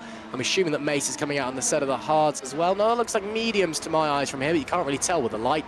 And again, Race View's doing that thing where it doesn't update itself. No, it looks like a set of the yeah, no, it's hard. It is hard. Got there in the end. Oh, yeah, go visit Specsavers, Ross. But yeah, so Mesa also going to the end, has boxed later than his teammate, so it will be a bit easier to make it to the end of the race. We'll have the DRS to get through Federico Russo as well. The Italian does not put up a contest for that position. So up to 13th goes the Spaniard. Nice little move there, and continues a solid race for the PZZW squad. I know, this has honestly been one of their great team efforts this season. The fact that they're both running very well with Mason in the midfield and with Krupa with a good chance of a race win. If strategy was to play in his favor, then we could be seeing one of their best performances this season. So, which is actually very good for PCCW, especially when you get their season. Absolutely, there's been flashes, moments of sheer brilliance, especially from this man David Krupa this year. We know the car is not particularly strong. It's not bad by any means, but it's certainly not a front runner. But occasionally, the squad nails the setup. Krupa turns up just feeling it, and on his day, he is some driver. And you got to be thinking, if he's not staying with PZZW, and he is planning to stay in Superlights next season, one of the top teams will certainly be having a look at the Polish driver going forward into 2026. Fortunately, we can't really tell you about any driver rumours because the GPVWC driver rumour portal that was around a couple of months ago no longer exists. And that was actually really good because it was all like you could kind of keep an eye on what was happening inside of, oh, this person's left. That's a late defensive move there by almost contact from Magorgi and Yakab. Yeah, Yakab was really late flicking it over. Magorgi had to commit to the outside because he didn't know what the Hungarian was going to do and had to avoid an accident. Again, Yakab driving aggressive, has to drive aggressive to give True North the best opportunity in the Constructors title tonight. Magorgi, though, easy. DRS push to pass, sweeps around the outside. P6 for the pole sitter, the 2023 champ, on what is a recovery drive somehow, even though he's up to P6, continues his charge through the field. But again, don't expect that it's over just yet because your cab is not going to go down without at least trying to swing back. I mean, Magorgi did everything he possibly can in the fight too. Every time that Norbert Yakab had to lap someone, the important thing was he followed, and he did so really, really well. And again, that's what led to the opportunity to get himself up into P6 finally. So now the quest is, can he defend himself from Yakab, which is going to be something completely different. And again, it's just a possibility, but I think Yakab is just on that ever so fresher tires than Magorgi is. So it's a bit into his favor, but again, these two just fight incredibly well, and so very on the edge. Nail-biting stuff here, Ross. Absolutely is, and it's nail-biting at Anfield as well. 0-0 between the Merseyside Reds and Real Madrid in the UCL. Yakab with the DRS, with the push to pass. Does he get it confirmed before the corner? Yes, he does. Cuts Magorgi and squeezes him, but does hit the brakes a little bit too late, so runs wide. That's going to compromise his exit and invite Magorgi straight back through with some of that all-magical DRS. Magorgi this time wise to the Hungarian's tricks and goes to the inside. Brave, but Yakab did give him the room, did not squeeze him to the wall, Schumacher Barrichello style. And now it is Magorgi back up into P6 here at Abu Dhabi. Lap 30 of 48. The end of the season is nigh. I am nearly released from my chains, but my word, at least I'm being forced to watch something brilliant right now, because Magorgi and Norbert Yakab are delivering us perhaps the battle of the season this evening, and you can tell it's going to carry on for a long time. Harry Smith into the pits for a set of mediums. If he manages those, they should make the end of the race. Again, it'll be on lower fuel now. It'll be a bit easier on the tyres, the car. Let's see where he comes out in comparison to Magorgi and Yakab. I believe they will slide by. Murno's on the back of Philip Pushka, who's on an alternate strategy and is well out of the way on the pit cycle. Harry Smith has just about kept it in front of this group, but Magorgi and Yakab are wheel-to-wheel. Soltero's also appeared out of the blue. I believe he came into the pits as well. Suddenly it's two Brems against one True North car, and they are going to bang wheels and nearly squeeze each other off the straight. This is almost about to get very, very silly. We continue offwards anyway. Magorgi all the way to the inside. Soltero's got the inside of Yakab. Soltero is going to get through on Yakab as they're nearly three abreast. Oh, Magorgi gets touched from behind and loses the rear. There's still three wide. Somehow Soltero's the winner out of all of that. They're going to go three wide with the DRS again. This is ridiculous stuff. Into turn 9 we go. Magorgi drops out of the battle. Soltero gives a big shove to Yakab. Oh, and they come together. And that's going to be Soltero down and out of the race. Surely he might be able to make it back with no rear wing. But a big hit into the Tech Pro barriers. And it looked like it may have ended in an incident, and it did. Oscar Soltero, that could be the Spaniard season done and dusted. Oh, goodness me. I've honestly never seen such an aggressive fight in all my years of sim racing commentary, and I'm not sure if it was bound to end ugly, but it was going to end ugly one way or another. Nobody right down to the middle, coming over through turn 9, and it's just so close. And a contact between, I think it was McGoggy on into the inside, and then no, also Sotero, and it's Cab just runs him over. So unfortunate. It's such an intense fight that we were just witnessing all the way out through the 2 sectors, and it was so tense to just watch it. And unfortunately, Oscar Soltero has done a very good race. That's his podium streak ended here, Ross. That is, what a shame. Soltero's been on a 5-race podium run, including a race win, and that ends here. He will end the season with 2 wins to his name after only turning up in Canada as well in GPVWC. He really exploded onto the scene this year, and we're very excited to see what he can do across 2026. That is such a shame to end his season in that way. I feel like your cab kind of did run him over a little bit there, but there was also contact that shoved your cab out wide, and as Russo gets a wobble on, I feel like as well, I think that Soltero maybe just lifted a little bit, either to settle the car down or maybe to try and hold your cab up to give McGorgy an opportunity to get through, and then it all came to naught. As it currently stands, championship-wise, Netrex are still set to be your Constructors' champions, and Brem GP are still set to finish in P3 ahead of Optiminal, but there's now only one Brem GP car really in the points, and he's into the pits. Yakab and McGorgy both come in for what will be their final stop. Should be a set of mediums to take them both to the end of the race. Oh, it's a set of hards from McGorgy. Ooh, interesting. Okay.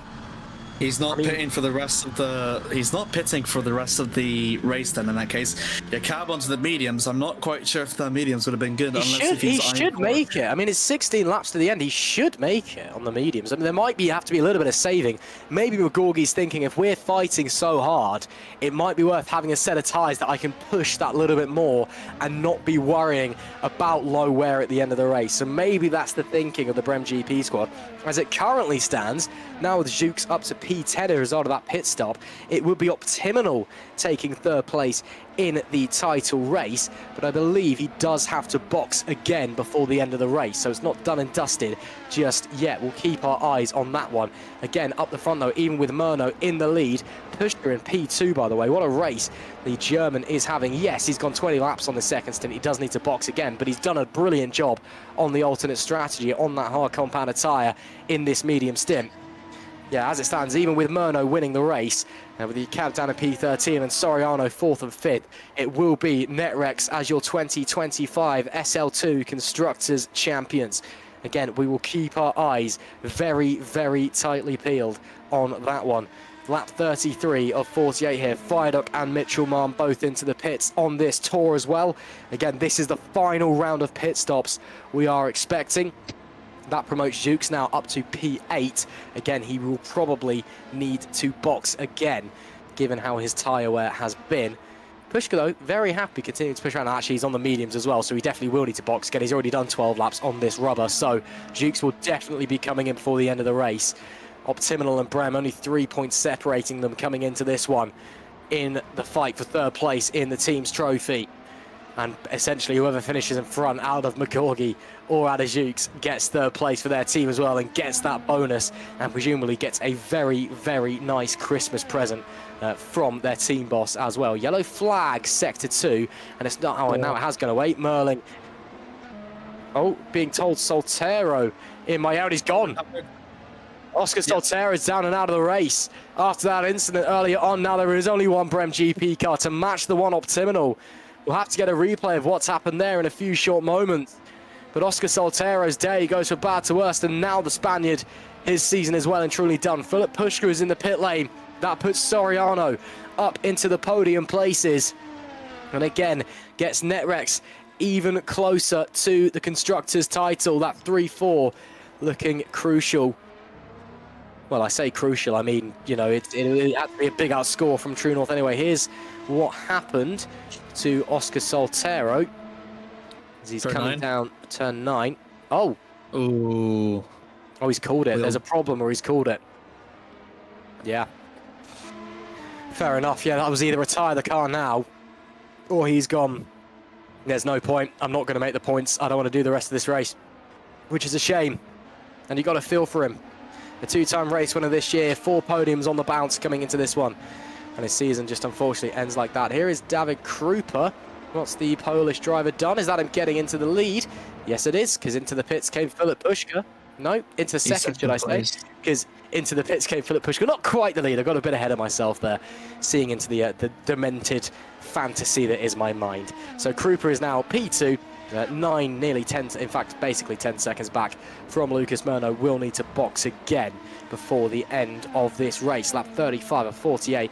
Looks like we've all just calmed down a little bit here for the time being, Amir, so we can take a breath. Yeah, this is a lot more intense than I thought it was going to be, in all honesty. Yeah, I was honestly surprised. I honestly thought this would be a quiet affair, and then I saw Norbert Jakob and Owen McGoggin. I was like, oh god, is it going to be one of these races where it's going to be just nail-biting the way through? And it turns out, yes, it very much is.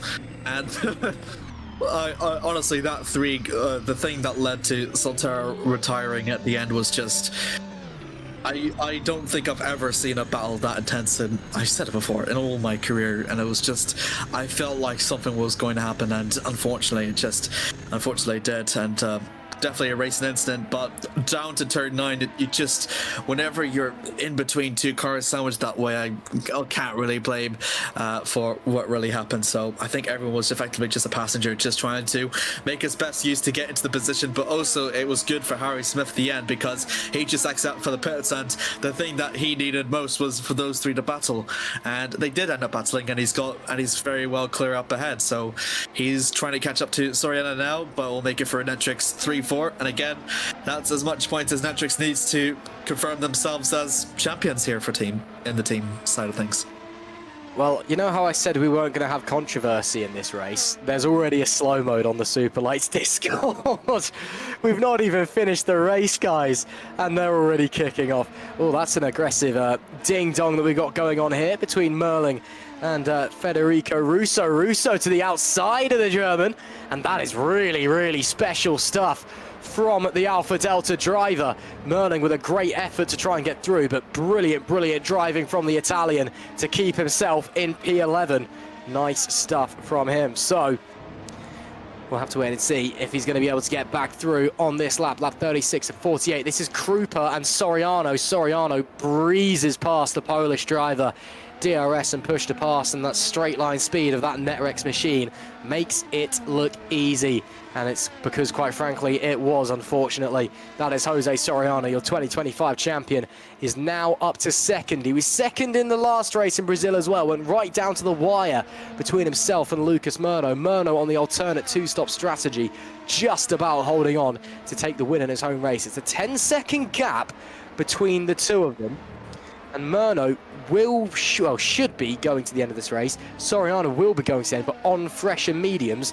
We'll have to wait and see what the pace difference is like, and if Soriano can catch Murno. Is it a similar story to last time, 2 weeks ago, where the Spaniard could not get through the Brazilian, or maybe the champion ends the season with yet another victory? It would be his 8th off the top of my head of 2025. No, 6th, I do apologise, but still, that's a ridiculous number anyway. Man, what an evening it has been. Oh, GPVWC Superlights never fails to disappoint, does it? We've got about 12 laps left on the clock here in Abu Dhabi and here in 2025 as well. It has been a very, very interesting couple of weeks of GPVWC in general. And of course, we just had to go and add a bit of our Superlights magic into the mix and make it all exciting and chaotic right at the end as well. What a brilliant race it has been so far. Murno leads from Soriano, from David Krupa in P3. A couple of drivers still yet to box for their final stop, with 12, more like 11 and a half laps left to go. Only 20 drivers remaining from the 28 that started this race. We have lost Ruven Machete, Amari Watson and Mirko Lucchini at turn 1. Chris Gitsov gone, Maxime Buehler gone, Tom van der Voort, Mike Quint, Oscar Soltero gone. All of these drivers down and out. Luke Mitchell also into the pits from P19. It's been pretty intense, Amir. I mean, I can't agree with you more. I mean, the fact that we've had 8 retirements in Abu Dhabi of all racetracks is kind of a testament how impressively aggressive that this championship has really been all season long. But I never really honestly expected it to be such a retirement fest, to be honest with you. I thought it'll be maybe I underestimated Yasmarin in some ways. Krupa into the pits now, so he's going to go in for one last stop, and I think it'll just be of softs right down to the end. That will allow for Mesa to jump into 4th, and Philip Pushka and other cars as well. So I think he'll join just ahead or behind Yakab and Magogi, I believe. Or no, he's well clear of it, actually. Yeah, he's well clear of that guy. So Krupa stands still to have a very, very good finish here. As it continues to kick off. There's lots of politics going on right now in the Discord. So if you're not in the Discord, join in and see what the fun's about. To make a joke, and I specify this is very much a joke, I don't actually mean this, because I know how seriously people take to GPVWC. I know how much it means to people. I know how much effort goes in for the teams and the drivers for each and every single race. But to the people getting angry about the political situation tonight, I will say to you what I said to the guy in Liverpool last Saturday when I was so drunk I couldn't even score his darts game properly. It's not that deep, is it, mate? That is a joke, but I just felt like I had to say that for my own personal amusement. We push on anyway. Lap 38 to the inside there goes Omagorgi on your cab. That one is a little bit cleaner than we've come to expect from these two, but your cab will surely try and fight back as Magorgi runs deep on the exit of the chicane, but does get a good punch out of the corner. Tries to break the toe. He'll be using the push to pass. Your cab, though, with the DRS, forced to go the long way around. Gets onto the curb on the outside. You can run that, and does now tuck back in. Your cab will stay put for the time being. This battle is going to continue to rage on. Yeah, good defense there. Murdo into the pits so we're going to see with Yakab if he can make any more attempts onto Magogi. Again, fantastic overtake there by Magogi, and as you said, clearer than it is last time, and holds onto the middle line through turn 9. Can sense where Yakab is going. I think you kind of do after you've been battling with your opponent for the last 3, 4, 5 laps. You can sort of like get a feel for what lines they would take in what situations. Ragoza opens the pits. He's going to go in for another soft stint to the very end with about 10 laps to go left of this race. So we're going to see a lot of drivers make through to their very last pit stops. The gallery 82, 92 or 82? 82. Atkins out 82. Through P16. I said 90 because I looking at the lyrics like, oh, 892. No, it's not. It's 82. I need classes as well. Who would have thought? All right, happens to the best of us, mate. Happens to the best of us. We'll push onwards regardless. This time, no attempt from your cab coming into the chicane at the end of the straight. Let's see if he maybe fancies a go up into the left-hander, but I think he'll be a little bit too far back, even with DRS and push to pass. But Gorgie, once again, all the way to the inside, and but doesn't really need to defend. A little bit of toe braking, yes, just to keep himself that little bit of extra breathing room, but the gap now to 8/10. Magorgi, I think, at this phase of the race, does have a little bit more pace than the Hungarian, and it is not going to be Winbert tonight as it currently stands for Norbert Yakab, who's had a bit of a contentious evening. Unfortunately, he's been involved in a few incidents and has upset a couple of people. Again, tensions are very, very high tonight for a lot of individuals within the Superlights paddock, with teams, championships still very much up for grabs, not just in the terms of the battle for the race lead or the championship, but the battle for P3 as well. But still, it's been a contentious evening to say the least, even with those emotions running as high as they are. This is why you don't have Abu Dhabi as a season finale. 2021, you know, obviously not in GPVWC, but that upset like a few million people, didn't it? And I think the last time we were at Abu Dhabi as well, it was pretty crazy as well. Oh, what a sport, what a league. It is brilliant. I love it. I know I've been joking around tonight, but I will do my thanks at the end. But it, as always, has been an absolute pleasure to commentate on GPVWC Superlights this season. It has been a season that's been so much fun. There's been so much great racing. And although, yes, we've had a couple of minutes of controversy right at the back end of the season, for the most part, it's been fun, it's been friendly, and it's been brilliant. And I'm hoping that we get back to those ways very, very quickly. Lap 41 of 48 here. It is now a Netrex 1-2. Soriano leads ahead of Smith. Lucas Murno in P3. Murno fastest lap, though, 124.996 on that fresh rubber as well, trying to do the reversal of what happened last time out, and he is on the softs as well. Soriano on 10-lap old mediums.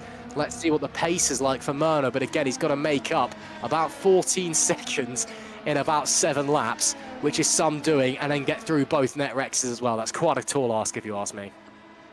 I think so, but you know, Murno, he's definitely going to try and keep trying as much as he possibly can. Of course, he does have the advantage of being a much fresher compound that Smith and Soriano does. So I think even if he just manages to overtake Smith, he'll call it a success. But you know him, we'll definitely look out for Soriano. But Soriano seems to be really comfortable ahead with, again, just such a high gap to try and find a way to close that in with about 14 seconds, 13 seconds now in about 7 laps. So that's like what, about, I was going to say 2 seconds a lap? 2 seconds a lap? Yeah, it's about 2 seconds, and then you've got to get through them as well. It is a tall ask for Murno, but I'll keep an eye on his lap times. I mean, he is going 2 seconds a lap quicker as it stands. His last lap was the fastest lap of the race at 24.995. Soriano was a 26.5. Harry Smith was a 27.3. Well, we'll wait to see what Murno's lap time is as he crosses the line now. It's now a 25.3, so it's a second quicker on this occasion. But again, that tyre drop-off already starting to set in. Maybe a bit of traffic, maybe a couple of mistakes from the Brazilian missing a braking zone, locking up, you know the drill. So it's, yeah, I think Murno might be staring up a cliff face for this one. And it may be that Netrex can celebrate a team's championship in wonderful style by capping off what has been a brilliant year for themselves, with the 2025 Drivers' Champion leading at home as a 1-2. There's still a few laps left to go, of course, but that's the way it's looking right now. Of course, not over until it's over, with Netrex doing, I think, extraordinarily good. I think this was probably one of the best strategy calls we've seen from Netrex. I think with True North and Brem GP being so close together as they were, I think that fight in gave Netrex just the edge, and PCZW, as good as the car that they have, is just not quite up at the level of True North and Netrex, and it has kind of fallen off a little bit for Krupa and Mesa in the later stages. As you can see, Philip Pushka on a late charge to displace 2 of them to get himself up into P4. That'll be a very good move for Philip Pushka. He can even pull it off, but again, about a couple laps left to go, and he'll only have so many opportunities left and so many overtaken opportunities, and Mesa and Krupa are not at all easy talent to be overtaken with, so Pushka needs to pull out all the stops here to make it work here. Yeah, he's really going to have to get a move on. He's going to have to use the DRS from that traffic in front as well. He wants to try and get through. Pushka still pushes onwards, though. The 2 PZZWs right there with him. You'd expect Mesa to put up a defensive fight to try and protect his teammate Krupa, who's on for a very solid 4th place, unless Philip Pushka has anything to say about it. And you can see already, look at that through turn 3, the pace advantage in the high speed with the fresher rubber, as Mesa gets it very wrong on the brakes. Looks like he almost locked a rear, in fact, coming through there. So this should be quite easy for the German. Gets defended on, gets the toe broken, gets to the inside. Does not fully complete it into the braking zone. And doesn't actually get it confirmed just yet. They're still side by side, and there is contact, but it is Pushka who gets the better drive off of the corner. He will have the DRS. Does he have to push to pass to counter the Spaniard as well as they come through the second DRS zone into turn 9? Mesa to the outside. Pushka holds firm on the inside, will confirm that position. Makes it P5 for the Drake Racing driver, Philip Pushka again. One of the drivers who somehow has not had a single race victory this season, which is just a ridiculous stat. He's had a handful of podiums along the way, of course, but a driver of the Germans' caliber, of course the 2015 Super League champion, you'd have expected him to stand on the top step of the podium at least once, and at the start of the season when the Drake car was really, really strong as well, he had 2 second places. It's just not happened, unfortunately, for Pushka this year, but I'm sure he'll come back in 2026 hungrier than ever. We'll have to wait to see how it's going to unfold. So Pushka continues his attack onwards, and you've got to think for David Krupa, it's probably not a case of not if, but when Philip Pushka's getting through. Yep, I think so. But Krupa will definitely, as said, pull out all the stops he possibly can to defend Thorf It's been a very good race actually for Krupa, just ever so slightly on the verge of the race win. It's just not quite panned out to maybe how he would like. I think the fact that Filip Puška has not managed to win a race this season is kind of a testament for how unlucky he was in the first half of the season to miss out, because those were his best chances, and double second places actually over in Melbourne and Istanbul. But it's also a testament for how strong the Superlights field has been throughout the season as well.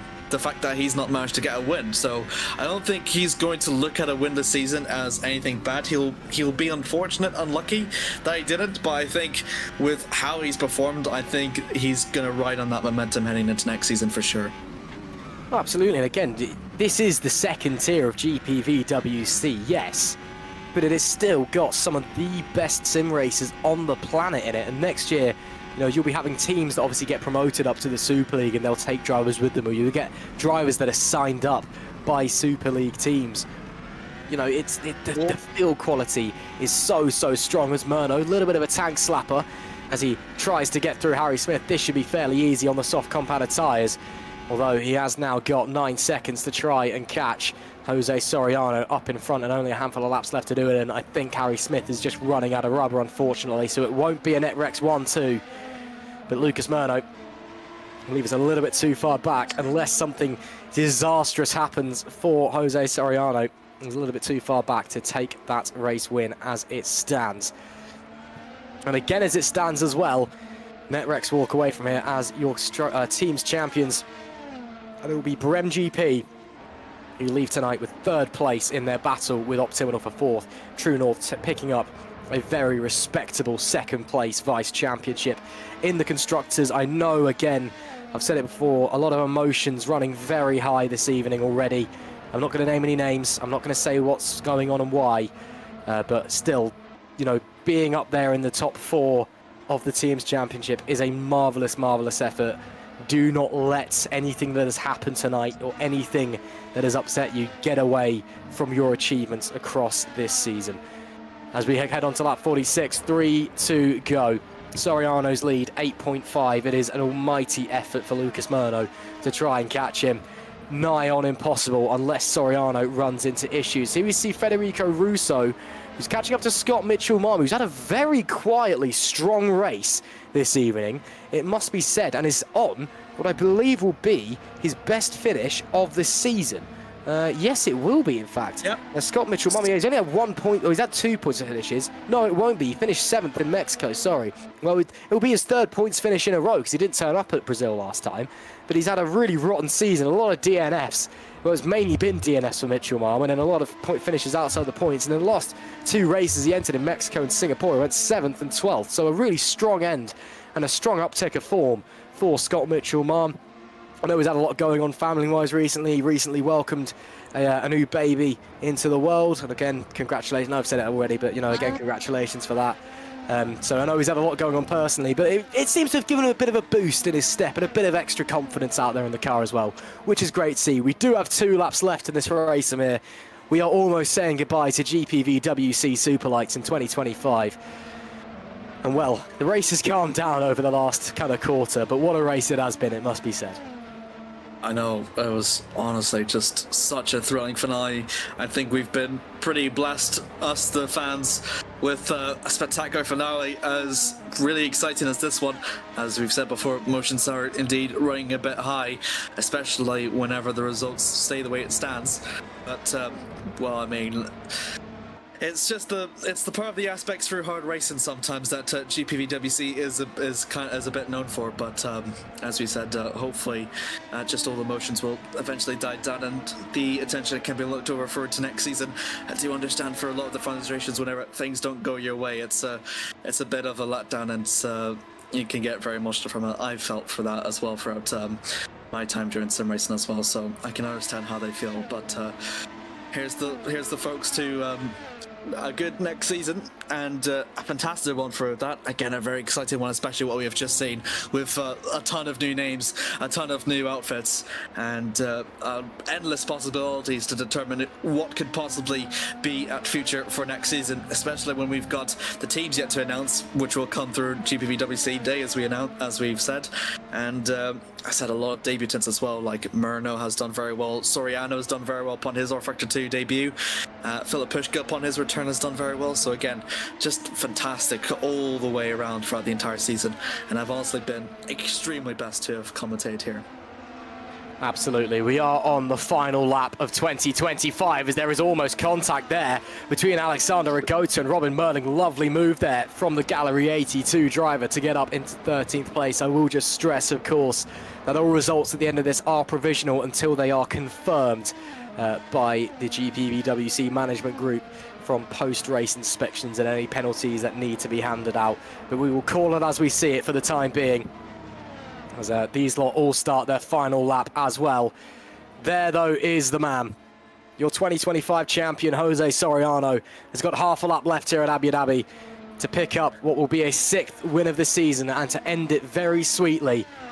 He'll have to wait, of course, for his teammate to cross the line, but he has done everything that he possibly can. The Spaniard has been imperious all season long. And now, as he comes to the final few corners, it is going to be Jose Soriano back on top once again. Soriano, your 2025 champ, ends the season with fireworks. He wins the season finale here in Abu Dhabi. And now we wait. Lucas Murno brings it home in 2nd place. Harry Smith will cross the line in 3rd. And Netrex will be your 2025 GPVWC Teams champions, with a 1-3 finish to boot. It wasn't quite the dream 1-2, but a fantastic, fantastic result for them. True North gave it all that they had today. They got unlucky, there was incidents, and they'll have to settle for a very strong vice championship, it must be said. But still, it is 2nd place because Netrex are on top in 2025. They do the championship double with themselves, and Jose Soriano clinching the title back in Singapore. And now we get the postseason donuts, of course. It looks like as well that Brem GP are going to hold on to take home 3rd place in the Constructors, away from Optimal, with Owen McGorgy finishing 7th after a pretty crazy race. But how about that for your screensaver? Donuts all around here in Abu Dhabi. And there are your team's champions in 2025. Netrex, Jose Soriano and Harry Smith bringing home the glory. Massive congratulations over to Carlos Martin's Netrex Grand Prix team. I'm sure he'll be extremely, extremely filled with the performance that they've done throughout the entire season, especially with the Jose Soriano having missed one race and has really never looked back after winning his first one in Istanbul and really applying for the pressure where it matters to once again provide another race win into his catalogue, and a fantastic one at that. It is 6th in the season, and what a way to do it in style, Ross. Brilliant, brilliant race to end the season. A lot crazier and a bit contentious, shall we say, than we initially thought it was going to be. It is Jose Soriano that wraps up 2025 with yet another win for the champion. Lucas Murno brings it home in 2nd for Brazilian, and Harry Smith with only his 2nd podium of the season, but a great drive, and it does mean that provisionally Netrex are your team's champions.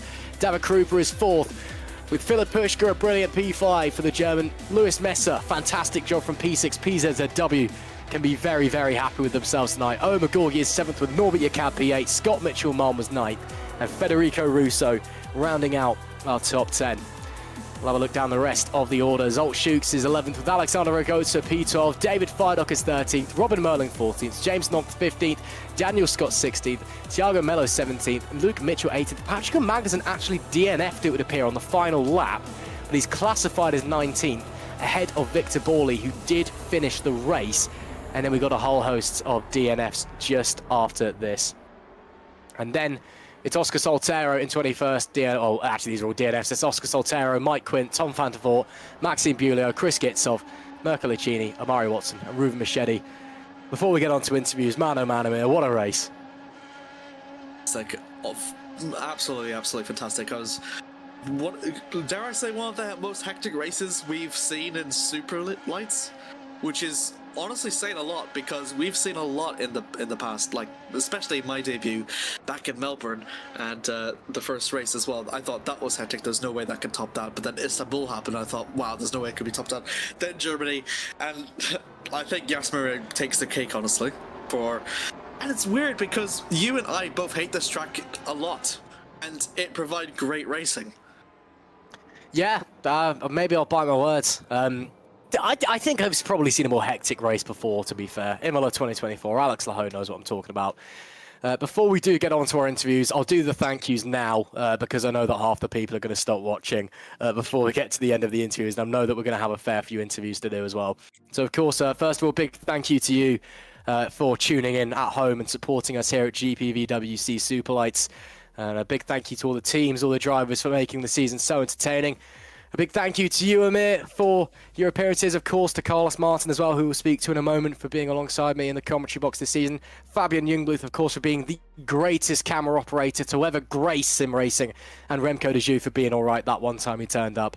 And, of course, a big thank you to everybody involved in GPVWC, Will Panisi and all the management staff, the DC, everybody. We couldn't do this without you, and we do this because we love it. So, yeah, a big thank you to you guys. Yeah.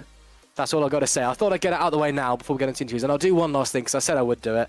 You're going to... Hopefully you hear this. Did you hear that? Yeah, that's right. It's beer time. Yeah, but that's my thank you piece done. I'll say that much. Yep, I'll give my thanks as well.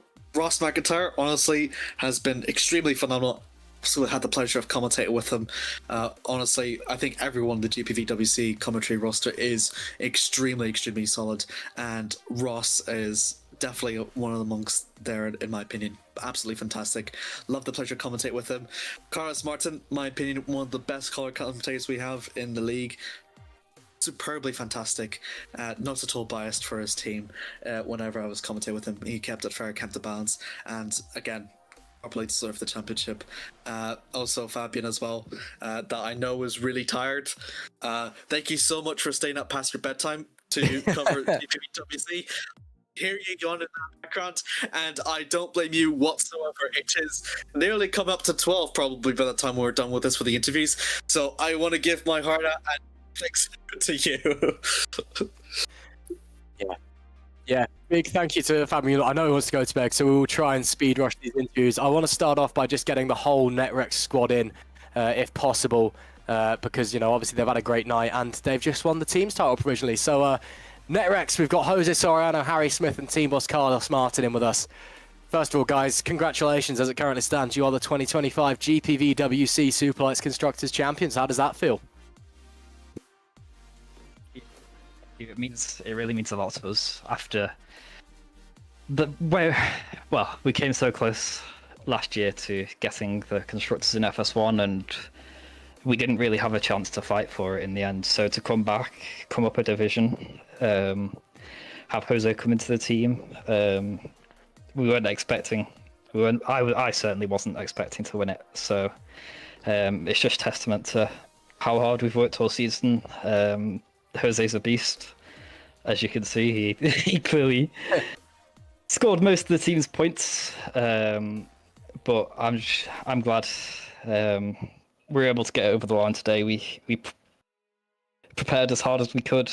We pushed ourselves to the limit, and it showed today. We put in the team's joint best performance of the season alongside Hungaroring. So I'm very happy with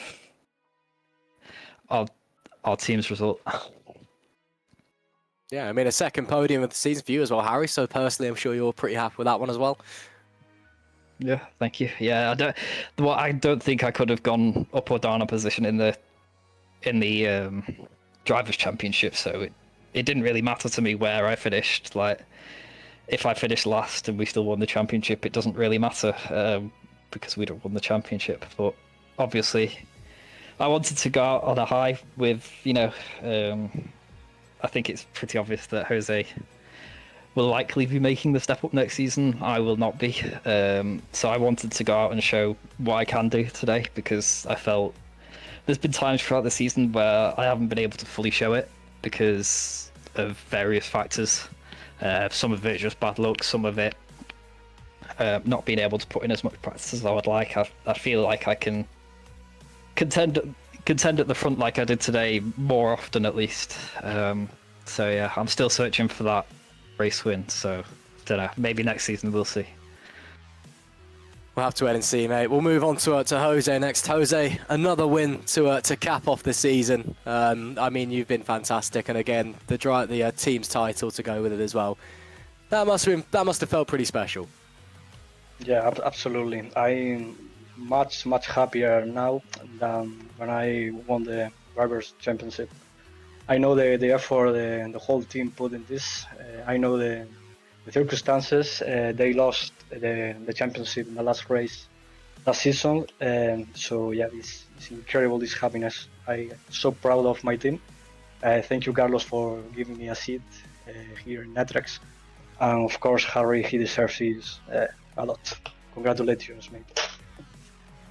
And we just heard Harry say as well that it looks like you may be taking a step up to Super League next year. Any more on that you're willing to share right now, or are we keeping that one a secret for the time being? Well, this Thursday I am going to race with Green Stripes, but I don't know next season if I can say something. Maybe it's private right now. I don't know. We'll wait and see if you can bring a couple more points back to Green Stripes on Thursday. Last but not least, though, Carlos Martin, welcome back to the commentary box, my friend. And yeah, your team's champions, mate. That must feel amazing. Yes, as Harry was mentioning, last year was tough. It was tough to lose it even before turn 1. It was difficult. I'm very happy, especially for him. Of course, for Jose, I'm very happy, but for Harry even more, because he's been a Netflix member for quite a long time already, 5 years. 5 years, and I always trust my people, and this is the demonstration of it. Of course, as Harry said, we didn't expect to win the title or to be even, in the fight maybe, but every year him and everyone else over exceeds expectations and improves so much. So yeah, I'm personally very happy for them. This matters to me more than anything that I achieve for myself as a driver, way more. Absolutely, and you sound a little bit emotional, if in all honesty, and I can completely understand, my friend. We know you guys are going to be back here at SL2 again next season as well. Yes. So I guess you're aiming to do the double going into 2026. Yeah, we still need to figure out a teammate for Harry for next year. We have some ideas. We have some drivers that are interested into it. Taking a championship is not the goal. I would say the goal is to do things well, to improve, to test, to do a great effort, to enjoy, and then when you do all these things, then the results might come, or sometimes they don't, but when you put all the good things together, then you can opt to the championship, no? So the goal is not to win the championship, the goal is to do the things right. Absolutely. Wise words there from Carlos Martin. But Netrex guys, a 1-3 for you today, and you are the team's champions as well at the end of 2025. A huge congratulations. And yeah, I mean, Amir, anything else to say? I mean, honestly, it's been fantastic to watch you guys perform really strongly throughout the entire season. I'll make my question just very short. Questions for you all three. What has been your fondest memory from this season in the lead up to your historic event? The funniest? No, the one that you look back, your happiest, I suppose, or like, I'm not sure how to say it. The one you look at with most pride, Besides today? Besides today. You can include today if you want to, because I know it's been a magnificent moment, especially being your second double podium as well this season. Well, Jose has had so many victories, so for him it's hard. But for Harry, I think it's easier, right? Was that my qualifying lap today that may or may not should Yeah. have been pole position? No, it wasn't. You were 5/10 off, so it wasn't. I would say the most emotional alongside today was maybe Monza. It was such a difficult race overall with the rain and all the conditions. So I would say for me Monza, getting well, the team did, because I was in the commentary box, got all things right. I think it is the moment for me for this season. Yeah, that's fair enough. What about you, Jose and Harry? Quickly, any updates on that or? The easiest answer would be any of the 6 wins this season, but I really enjoy the days of preparation with Harry, with Carlos, the rest of the team. That was really good. They were absolutely differential. I think the season went really well thanks to them. Shall we say that you're not a true champion, Jose, and you know why, right? Yeah. You didn't beat me any single race in this year. Yeah, Shame on you. Yeah. But don't worry, Carlos. Next season, I'm coming for you. Yes, I'm waiting for you. What about you, Harry? Quickly, favorite memory of the year? Favorite memory of the year is yet to come. It'll be there in 2 weeks when we get to get the trophy. Yeah, Hey. fair enough. GPV day, make sure you're there.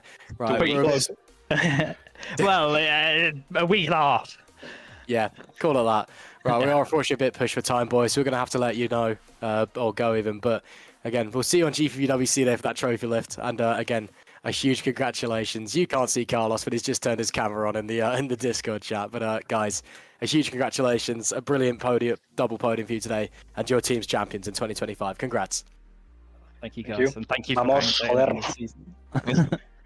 Our pleasure, guys. Vamos for Netrex as they are on top once again. Let's move them out of the chat. We've got to be quite quick. I want to grab David Fidok in and then one other driver who was quite keen to come and speak to us, who will get in after him. Let's speak to David, though. David, not a bad race, that. Seen worse. Could have been worse. What's your thoughts? Wow.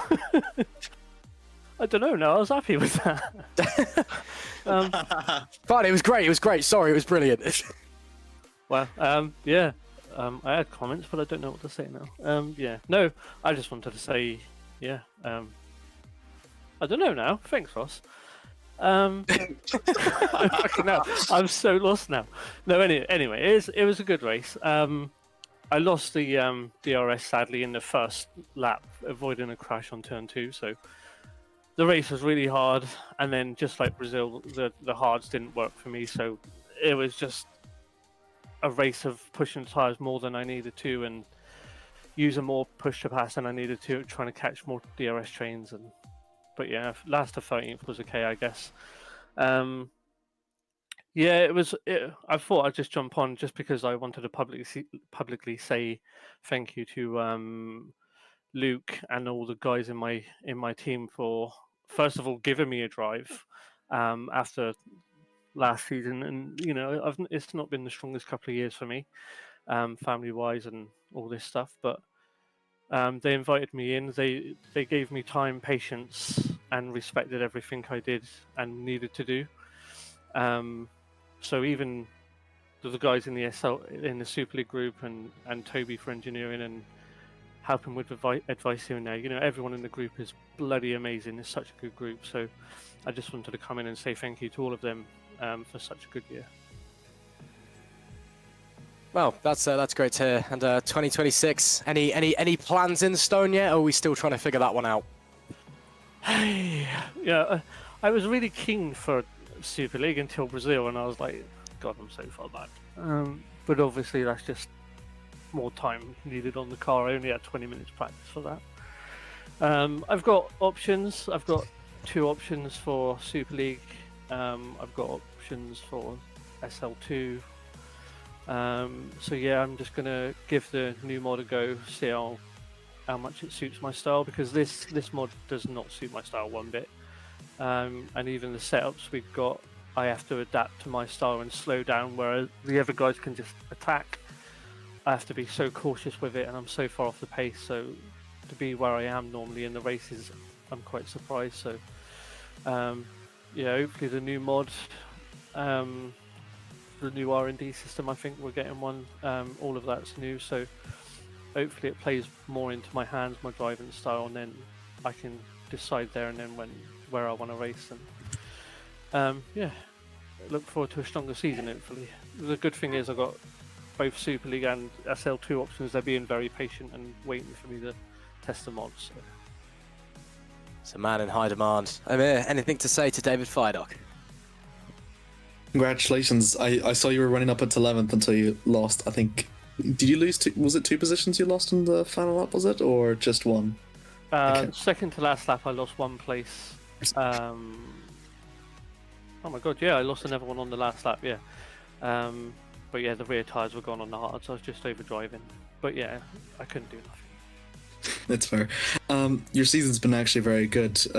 Coming over from your break after Indianapolis, you did really well. So with that momentum that you carried through since Mexico, with 2 top 10 finishes and another 2, all 4 were actually in the points. How do you feel for your momentum heading into next season, especially when you've got the offers on the table, as you said? Yeah, the confidence is slowly building. The first part of the season, trying to adapt so quickly to what I was given was just making me look stupid, basically. You know, I binned it in Jeddah, binned it in Indy. I just couldn't adapt to the car. And then obviously family issues took me away after Indy for a bit. But the 2 weeks before I come back, I just had to change the car a lot to suit my style. And then race by race, I was gaining a lot of confidence, knowing how to push the car, the tyres, and knowing also that I was basically 10 races behind everyone else in knowledge of the tyres and strategy and all this stuff. But yeah, I mean, I can only just, it sounds like I'm making excuses, but for me, I guess it's my lovely age, you know, adapting to everything is a bit harder than it used to be. So yeah, I mean, I'm gaining more confidence. To answer your question, the momentum's there, yeah. Brazil was a lovely race. I was, you know, a little bit off my PB, and I was fighting for the top 2 in quali, and the race would have been better if I wouldn't stuck behind Norbert after he got hit and got damaged. So yeah, I mean, yeah, it's all getting there slowly. I just hope the next mod isn't a massive change and I'm slowly adapting slower than everyone else again, but it is what it is. We'll have to wait and see. David Feidock, thanks very much for joining us, mate. We'll see you in 2026. Nope, talk longer. I'm bored. We haven't got time, mate. Fabian wants to go to bed. All right, cheers, guys. Thank you very much, David Feidock.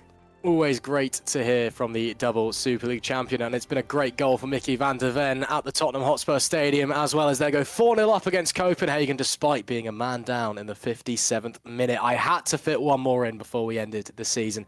One more driver to talk to before we call it a day for 2025. I know that David Krupa was very, very keen to speak to us. So David, very, very strong race from you. A great result for both yourself and the team as well. You must be absolutely delighted. I am. In short term, I am. The race, actually the whole end of the season was incredible for the PZZW. Today we secured the best result for the team, I think, in its history. So that's, on the other hand, again, something amazing for us to achieve. The fight with guys at the front was very intense. I had some problems with the tire wear, that's why I couldn't keep the position of the P2 behind Lucas for too long. But either way, the race was amazing, the whole end of the season was amazing, and yeah, it's all because of you guys. The league is fantastic, the atmosphere is great, and I hope to replicate everything that I did at the end of the season next year from the start. Absolutely, mate. And, well, again, a fantastic result for you, a fantastic result for the team. You've had a very strong year yourself, so I'm sure you're looking to go into 2026 even stronger. Anyone that you want to give a shout out to and anyone you want to thank? Yeah, exactly. Everything is possible because of my sponsors, who is TG Auto and McLaren Warsaw. They are great. Without them, I wouldn't be there. So huge thanks to Bartłomiej Fus and Paweł Skucha, who made it possible. These guys are amazing, and without them, my 5 years of break would be 6, 7, maybe 8 years. So yeah, big shout out to them. Big shout out to my race engineer Marcin Młynek, who we all know from Super League. He's been with me since 2018. He's my mentor, and yeah, without his help, I wouldn't be in pace-wise where I am right now. So huge thanks, and also the league, management. Huge thanks to everyone here. Huge thanks to commentators. You guys are doing an amazing job, and it's just a pleasure, the privilege to be here. So yeah, I hope many people can also feel that feeling that I'm feeling here. Absolutely. Amir, anything to ask David Krupa? That's a similar thing. Fantastic throughout the season, especially since Hungary onwards. Continue on through the point scoring streak. How do you feel heading into next season? And just how you feel into next season? Because honestly, you did absolutely fantastic throughout your season. I know you're getting good grips to the car in the early stages, but you really found your element since Hungary, and you've continued to improve since then. So I'm curious, what goals do you have heading into next season? Well, obviously, like you said, keeping the form from the Hungary forwards is the main goal, and I hope to bring PZW up to top step of the Constructors' Championship next season. That's my goal. I will be pushing very hard with the whole team and the whole group of Netrex and so on. I believe that we can do this, and that's the main goal. So P1 for the team, and maybe P1 for myself. I don't know. We will see. We'll have to wait and see. David, great race out there today. Thanks for talking to us. Thank you very much, guys. It's been a pleasure. Pleasure's all ours, my friend. That, unfortunately, is all that we've got time for here in 2025. Yeah, that's it. Game over. Finito. We're done. I'm freed from my chains. I'll stop joking now. Yeah, I know I've already done the thank yous, but yeah, a big thank you again for tuning in. It's been an absolute pleasure. And again, thanks, Amir, for joining us. It's been a pleasure being alongside you as well, my friend. Thank you very much. I've honestly been fantastic with throughout all the GPVWC races I've done for FS2, FS1, Superlights, and Super League. I really enjoy commentating Superlights, and I actually, it's always been a pleasure commentating with you, Ross, I must say. And big thanks as well to Fabian as well for the broadcast directing. He's done a superb job.